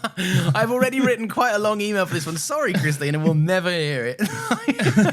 So I'll just say that this is easily my most rewatched Capaldi episode simply because of how it always brings a smile to my face. You might think after watching it so many times the effect would start to wear off, but you'd be dead wrong. An absolute 10 out of 10 masterpiece and easily one of Moffat's finest. Moffat's finest is a strong claim, but it is a good, fun time. And that last 10 minutes really drives it home as like top tier shit. He's got a lot of hitters, and what a run of fucking... Oh, God, yeah. Face the Raven, Heaven Sent, Hellbent, Husbands of River Song. Yeah. Goes a little off the deep end next week. But I will admit, I saw that, and I was like, fuck is this? Yeah, it's a weird one, but we'll get to it. Is that like the Marvel, don't you, kids? You like Marvel, don't you? Oh, God, really? You love superheroes, don't you? Isn't it like the return of Dr. Mysterio or something? The Return of Dr. Mysterio. Yeah, that's what it's called. Is it fucking... Oh, well, I'll see if it's good next week, I guess. We'll see. We'll watch it. We'll have fun. We will. Who's emailed us as well? Thank you, Christina. The Howler has also emailed us. Hi, N and L. I believe that says. Yep. Sorry I didn't send this with last week's episode. We have a heatwave going on in Toronto. I believe that's in Canada. Since last week. And I was just a bit busy dying from the heat, weren't we all? That's so fair, yeah. Anyways, I will fight to the death. I will fight to the death anyone who says me, as in Maisie Williams, isn't a great character. If I was a farmer in the 9th century and some fucking Time Lord, in quotation marks, came and made me immortal with a piece of alien tech inside me and then refused to acknowledge or meet or even check up on me, I'd be vengeful and pissed off as well, which I think is fair. That's so fair, yeah. Yeah, if all I ever wanted to do was live peacefully and die peacefully in my village with my people, and this hand-wavy idiot came and cursed me with immortality, forced me to live my life in slow motion while being fully aware that technology exists that could end my suffering by letting me travel and actually enjoy my life, but this man who made me immortal refused to share it with me. I don't know about you, but I would make it my mission to make his life miserable as well. That's so fair. That is so fair as well, yeah, because you do forget that about me as well, that she is like, she's locked in fucking in the dark ages. Yes. Like, I know that this technology exists, but like, fuck, I'm bored. Yeah. Well, to be fair to her, she doesn't know what an iPhone is. So like, no, she doesn't know that. She knows like the alien tech she's seen, but she's like she's not exactly missing going on TikTok. She knows that Space Twitch exists because they stream that weird cunt, don't they? Oh yeah, they do. Yeah. And then they're like, "Thanks for the subs." Yeah. Hey guys, thanks for the gift. Thanks for the 6 months. Anyway. Yeah, no, I respect it. Yeah, I think May's a good character, and I think Maisie Williams plays pretty well. I do too. Yeah, I think all in all, more positives than negatives. So, can you imagine outliving everything you know and love and never actually forming any human connections, whilst also having the limited brain capacity of a human, so you can't really remember everything, and all memory just fades away, which is why I think she's such a great character and why she irks the Doctor so much. She's a mistake that he made that he refuses to acknowledge, and that makes for excellent depth to the Doctor's story. Just the fact that this hybrid lives her life while he has all the silly little adventures on Earth, and she just keeps on living. I love that he despises her and in turn herself for real. The Doctor deserves his 4.5 billion years because she was waiting a long round for him to show up and at the end of the universe and still spoke to him politely and with civility. If it was me, I would have clocked the Doctor in his smug face. Anyway, that's my thoughts on Lady Me. Don't hate me. I do love 12. He's my second favorite Doctor. His duty of care arc is my favorite. Can't wait for the heartbreak that is series 10 and Bill. Love you guys. Keep on bickering. Oh, we will. The Howler. Thank you. Thank you, The Howler. Yeah, I agree with most of that. I'm curious who your second who your tip-top favorite Doctor is. Me. It's and me. Both of us. No. Just you. No, just me. Oh. No, you got it right the first time. No. Anyway, go on. Sunblast Shadow says, such a good episode and definitely one of my favourites. I watch this over and over again all the time. I particularly love the bit where River shows all the pictures of the Doctor's faces so far, and 9/10's theme plays in the background, and then it is echoed on what I think is a double bass. It's haunting and beautiful. There's also some absolutely beautiful lines from River near the end about how the Doctor doesn't love her back, but she's fine with it, that break my heart every time. I was about to say every goddamn time, but that's not what you said. That's what I wanted to say. Bro's adding in some flair. Yeah, I know. I just thought I'd add some flair to it. Not that your email was flairless. Sunblast Shadow. Wow. That's a flareless email. That's a cool username. No flare. No, no flare. Yeah, man. Fucking. I didn't catch the 9/10 theme with the double bass thing. I'm also not a music nerd. I know you are, and you know all about guitars, as you told us last week. I do know about guitars. Me and your dad, we know all about guitars. Why are you bringing my dad into? He knows about guitars. He's got a lot of guitars. He has. He's got a few. I think he's got 5 guitars. Just a room in your house full of guitars. There is. It's not your house, your dad's house. Yeah. He's got a room full of guitars. Yeah, good on him. Yeah, good on I've got some. Keith. Anyway, thank you, whoever that was. Sunblast Shadow, Nathan. With a cool username. This is from our old friend Reginald Carson II. Whoa, Reggie. What a fucking name. Hello, Nathan and Lawrence. The Husbands of River song is by far my favourite episode of New Who. Yeah. I always combine a rewatch with Silence in the Library in Forest of the Dead. Such a wonderful send-off for my favourite character. So many memorable moments, and the Doctor gets to step into the TARDIS. River's line about being an archaeologist from the future. She pilots the TARDIS better than the Doctor, so it's funny that she, on occasion, borrows it and brings it back without his knowledge. After getting hints of her adventures without the Doctor, it's such a treat to join her on one. This episode is, of course, bittersweet because it's an ending of sorts. Her realization that her diary is almost full and what it means is heartbreaking, especially since we know she's going to the library soon. Her speech about not expecting the sunset to admire you back always makes me tear up, and we know she loves the Doctor, but it's a bit devastating to think she doesn't believe he loves her just the same. Yeah. The episode was a lot of fun, very emotional, and a great way to conclude her arc. Love the show. Keep up the great work. Reggie. P.S. Thank you for collecting my clone from the void. Glad he can enjoy some adventures in time and space, given his limited shelf life. Less said about that, the better, I suppose. Quick PSA for any patrons stuck in the void. To escape, you have to go to patreon.com, go to settings, click account, then scroll down to mailing address and update your mailing address. Then you have to also click the use this address for drop down and select Still Got Legs. For some reason, this can't be done in the app, so you have to go to the website to do this. I didn't realize this, so hopefully this helps someone out. Yes.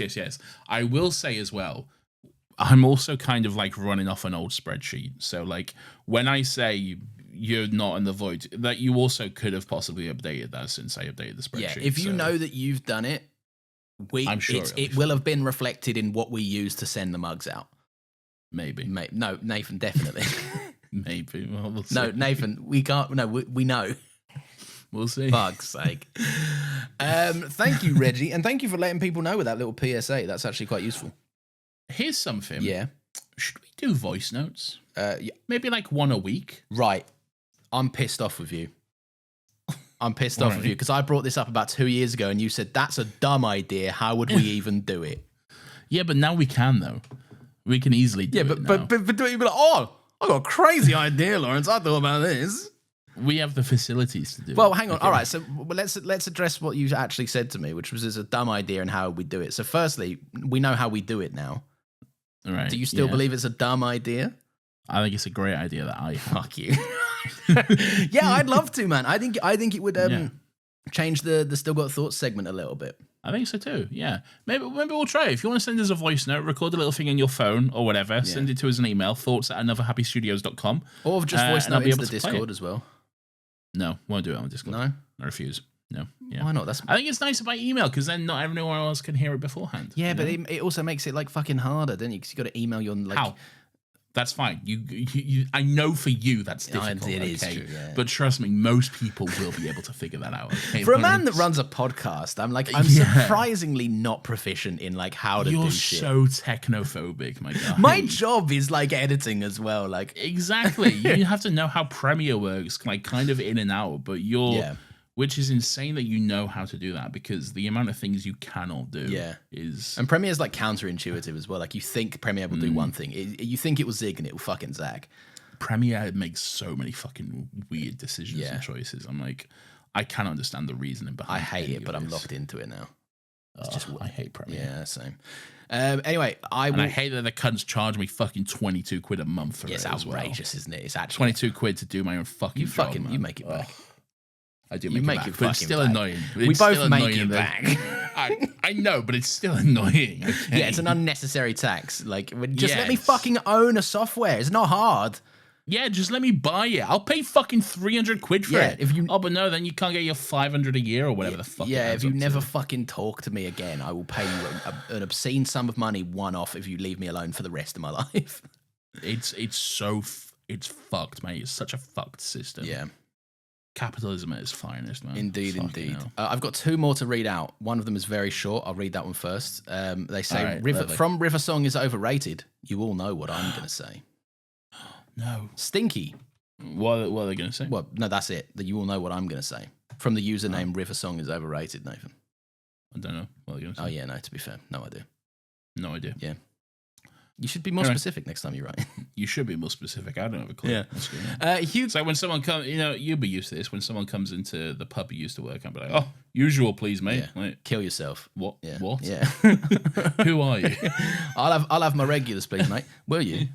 It's a good thing I know you're fucking kill. What is that? Don't. I'm gonna get annoyed again. I used to be fucking seething with cunts. Walk in. Oh, can I have my usual, please, mate? I've said him. Yeah, no, you. Yeah, no, I'll have my usual, please, mate. I don't know you, brother. And also, it's not my job to remember. It's my job to. It was your job to come in and order a fucking drink, and it's my job to make the drink. Don't test me. It's not a quiz. You cunt. I really. Right? No, it fucking annoys the shit. Oh, and then like, you don't. Who's put 20p in you? All right. No, but they're like, oh, you don't remember? No, it's not my fucking job to remember you. Fucking shit stain. All right, go and kill yourself. Jesus. Nah, anyone that's ever worked in bartending, like, you get it, and it's fucking annoying. I think we just found Lawrence's trigger. Yeah, okay? it 100% is. I will never go back to bar work. 1, because I'm way too unfit for it now, and 2, because I think I've tasted the higher life of. You also make too much money. Yeah, I would never go back to work. You're balling. You're rich. I would not. I scoff at bartending. You went 40 grand last. I did not make 40. Stop doing this. Last week or something, you said it was 33 grand or something. You went 40 grand. I did not make 40 grand last week. He did, everyone. He got 40 grand last week, and he still won't buy me a Subway. Oh, fuck off. Go on. Right, Hugo K says, Capaldi voice, River! My fun fact about this episode is that Moffat wrote it thinking it would be his last one on the show before he realised that he needed to tell the BBC if he wanted to leave, and ended up agreeing to do another season so Chibnall had time to finish Broadchurch. A good decision. I like Broadchurch season 3. Yeah. Good stuff. Sure. So I'm rather charmed by the fact that by the time of writing, he decided to not go out with some big bombastic, self-indulgent finale to end all finales, but instead a weird and wonderful Christmas special. A good chunk of this episode is Moffat in his elemental state, sitcom writer. Lots of really fun gags and set pieces, and it's generally extremely farcical and silly. I enjoy it all. It's so silly, but the episode slowly reveals its heart and dives into River's feelings on the Doctor and vice versa, before finally twisting it at the end into something that's just so heartbreakingly beautiful and really typifies? Typifies? I'm going to say typifies. Typifies Moffat's approach to Who in general, while also fitting in with the season finale's approach to confronting endings head-on. Moffat tries to wrap this up. Moffat decides to wrap up his really big last loose end, giving properly a happy ending to the Doctor and River. It's gorgeous. The writing is poetic. What? Happy ending.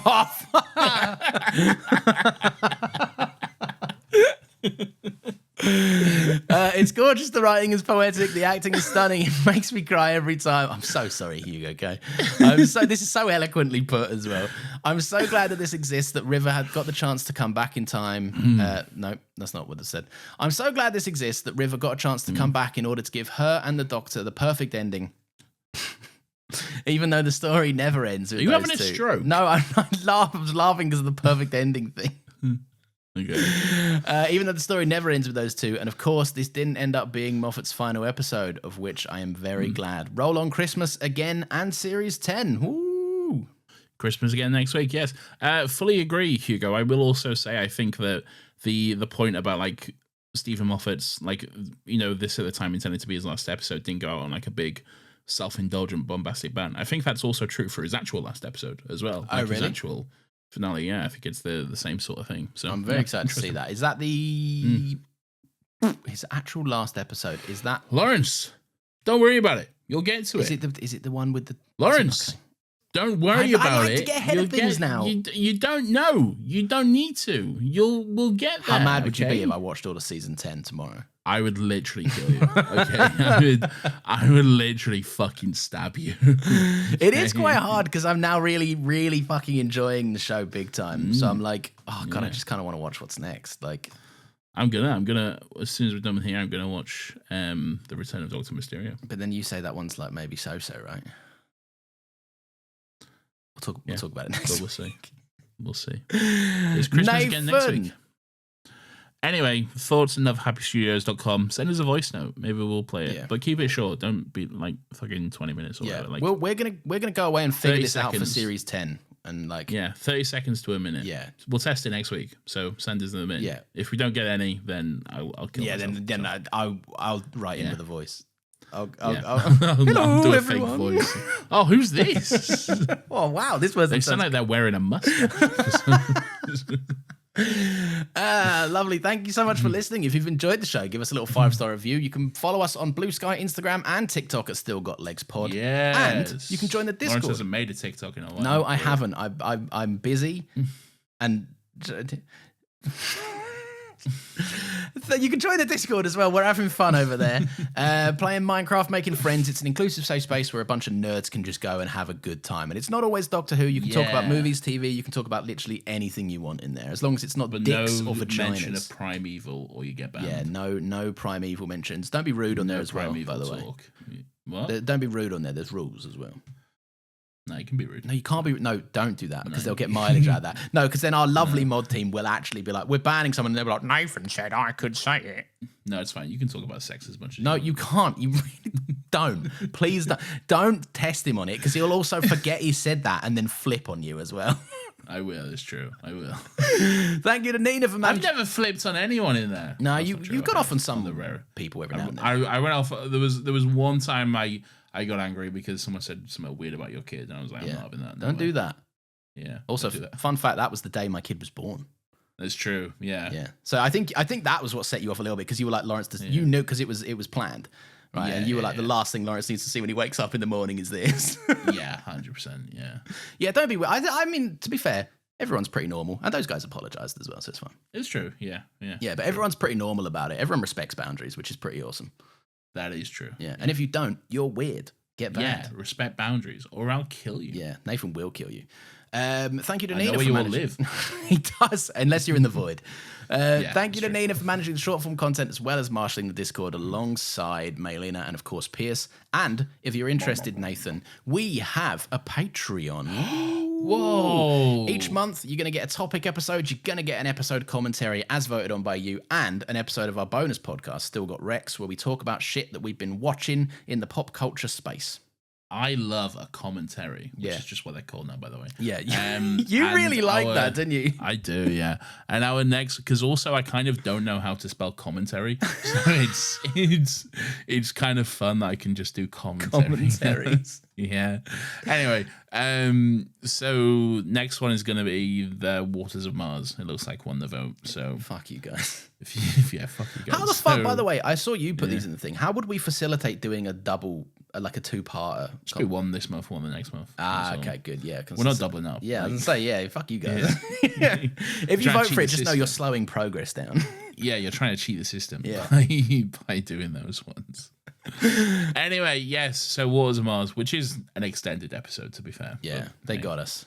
Yeah, they got us. Our rules are episodes, so yeah. But yeah, Nathan, I don't know if you know this. It costs £5 fucking quid. £5? That's a bargain. It is a bargain. It's a big fat I'd pay bargain. £5 for all that. Yeah, would you? I'd pay £20 for I'd pay more than 20. I'd pay 200 million. I'll update the price. Oh yeah, please do. And take away my free membership because I'm a host and I make the content with you. Yes. Yeah, no, you can go and check that out. We call our lovely patrons our companions because they join us in our fucked up TARDIS. Nathan, who is joining us this week on our travels? Someone we just heard from, it's Hugo Kessler. Hugo Weaving? Hugo Kessler. Okay. From Sunnyvale in California. Nice, California. In the United States of America. Sorry for being weird the other week, Hugo. Oh, it's that Hugo. It's that Hugo, yeah. We know where Hugo works. Yeah. Anyway, So Hugo was, of course, in California, doing what all Californians do, which I assume is just lounging about Venice Beach or something. Yeah, you know? voting Democrat and lounging in Venice Beach. All right. So I think it's getting political. I think it's a primarily blue state, but yeah. In the big cities, I think. I think it is a blue state, but I think like in the more rural area. I say that I don't fucking know. What the fuck do I know? Anyway, where you from? Who are you voting Kessler, for, Hugo? Tell us where you work and who you vote for. I know where he works. Okay? Yeah, but we want to hear him say it. No, we're not doxing Hugo, okay? You're not forcing Hugo to dox himself. Anyway, Hugo was, of course, on Venice Beach, as all Californians are doing, like wearing the sunglasses, doing that workout on Venice Beach. Yeah, I know that one. Yeah. Like in GTA and stuff. Just avoiding one of us mowing people down, driving our car on the beach. I love seeing those videos where it's like someone driving like past the bit. Like in Los Angeles, where like it's the bit from the game, and they're like, "Hey, bro, turn off the GPS. I got it from here." I know these streets.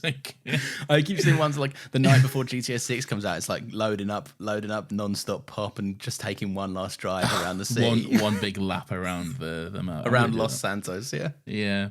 Anywho, yes. So what was I saying?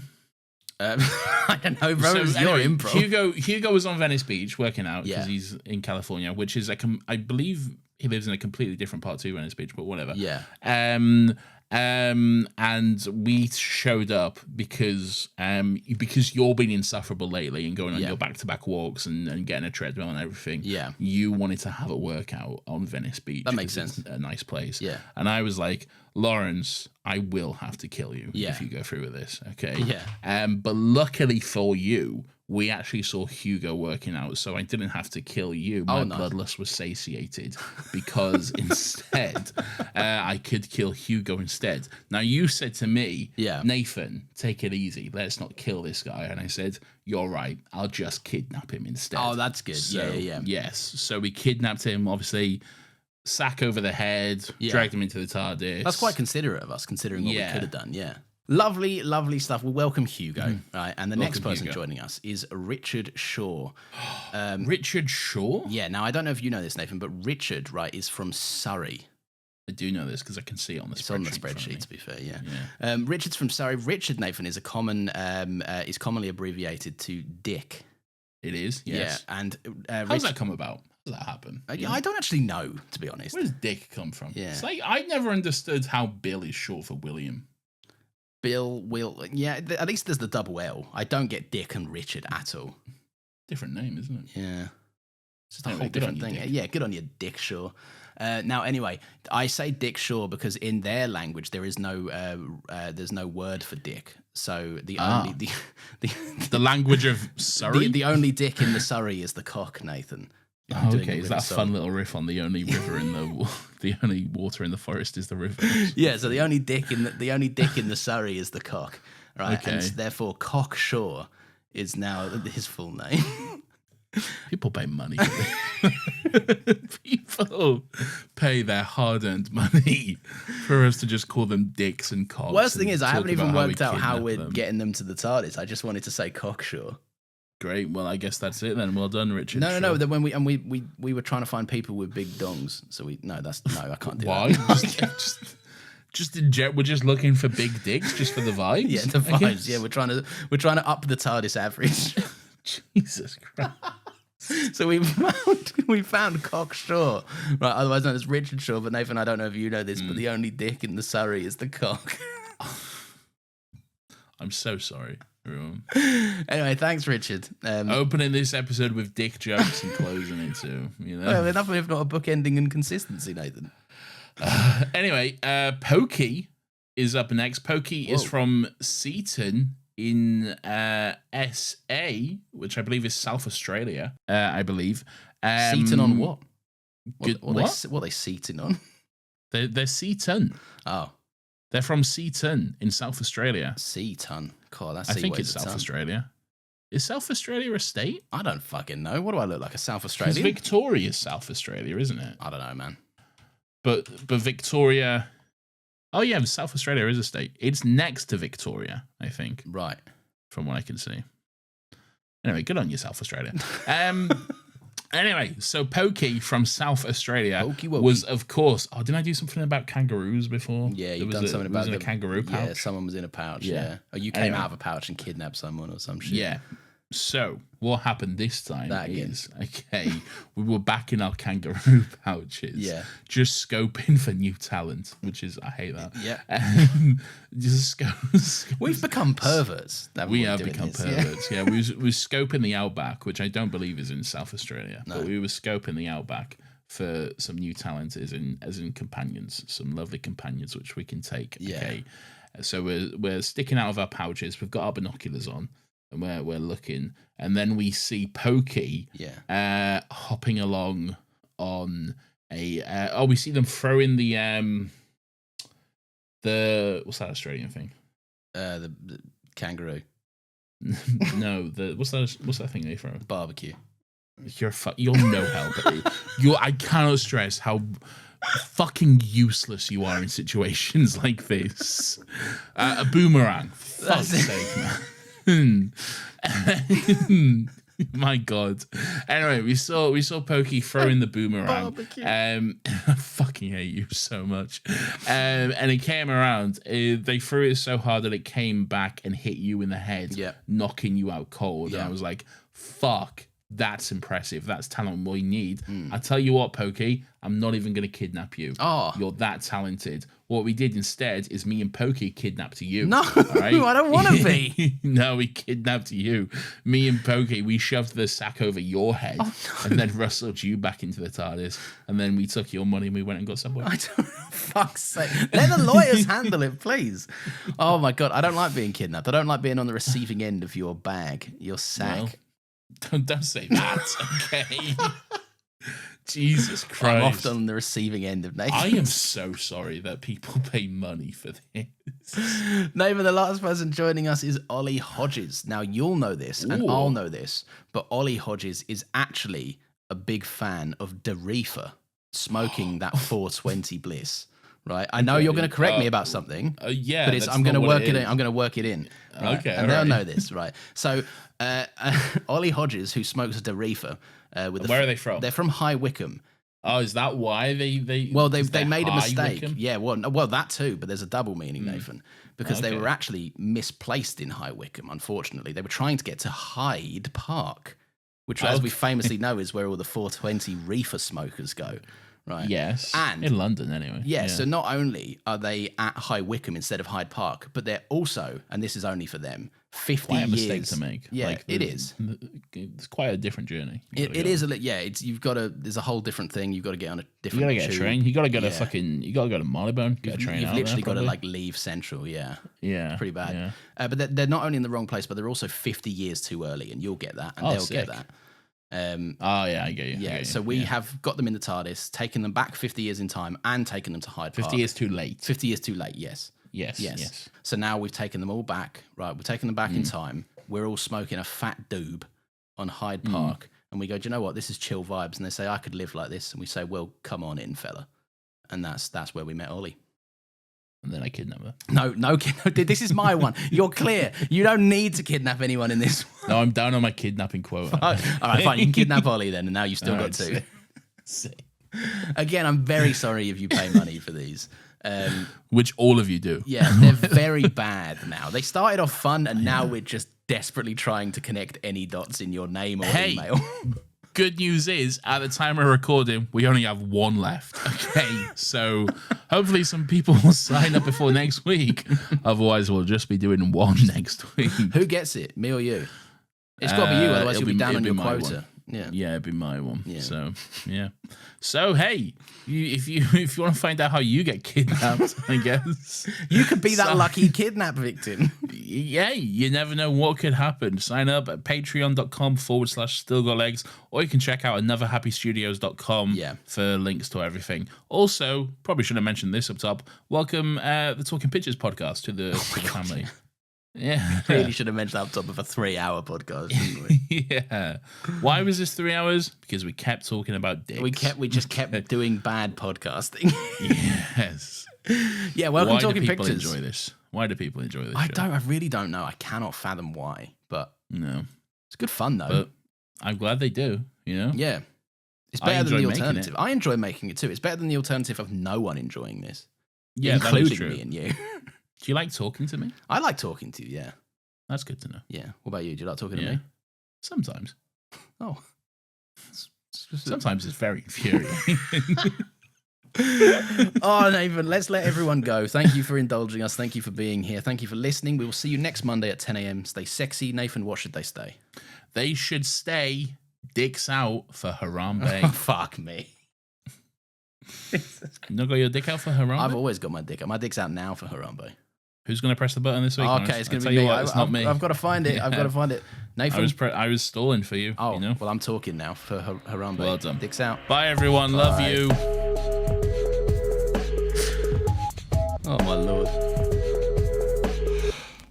Oh.